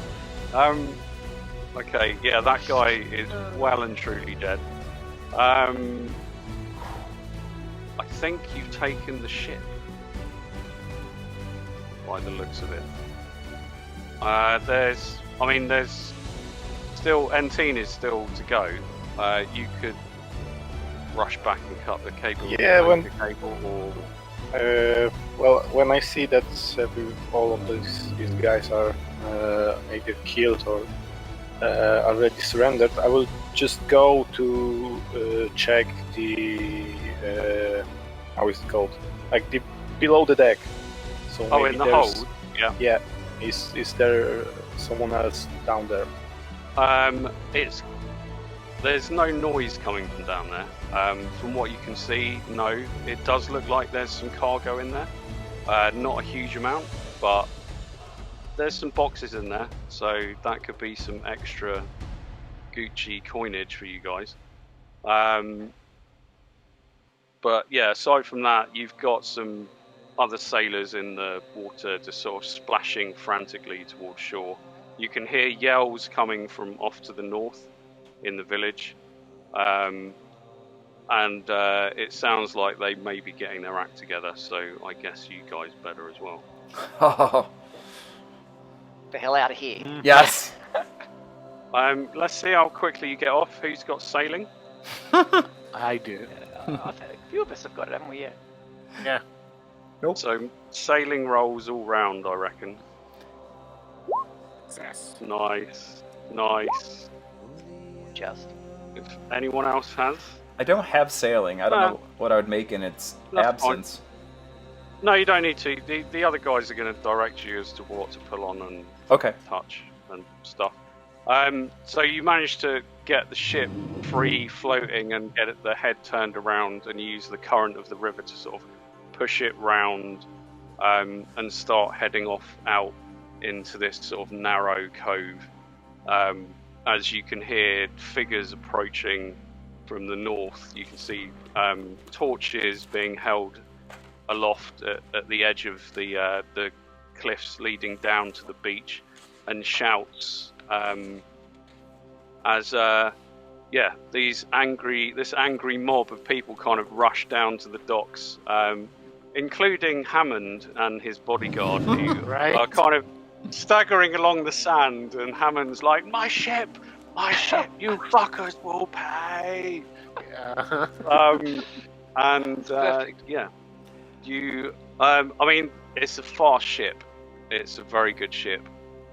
You're easily able to kind of clear any like arrows or missile fire before they get close, and I'm going to say you get clean away out into the placid lake of Lake Argosa. I took it upon myself to roll a random name for our henchman, our new henchman, who's the sailor who decided to work with us. The first one I rolled is a name that we were familiar with, and I didn't want another Wick. So, so I guess I rolled Eloise, which I guess maybe it's a girl. so Could be a French guy. Is it? I don't know. I don't know, but this is on page 158. But I guess or his parents didn't like him. Yeah. Well, we can say it's a female that you just nearly killed. Yeah, nice one, guys. I wasn't sure where that was going to go because there was kind of a lot of stuff going on, and I paced it really badly as well because you spent like at least 5 hours in Northgate, and I should have been. That was a lot of fun. No, come on, you have to get on with it. Yeah, but there was like lots of. But I'm glad that in the end you went and stole a ship because that's A, it's worth a lot of money, and B, it's awesome because now you've got a ship. And not just any ship. Arch nemesis. Spider. That's right. Now we've got Hammond as our nemesis. Right. Coming for our ass. I would think, besides not just Hammond, I would assume that Lucky Hugh is not all that fond of us now either. Although he might have a little bit of respect for what you did.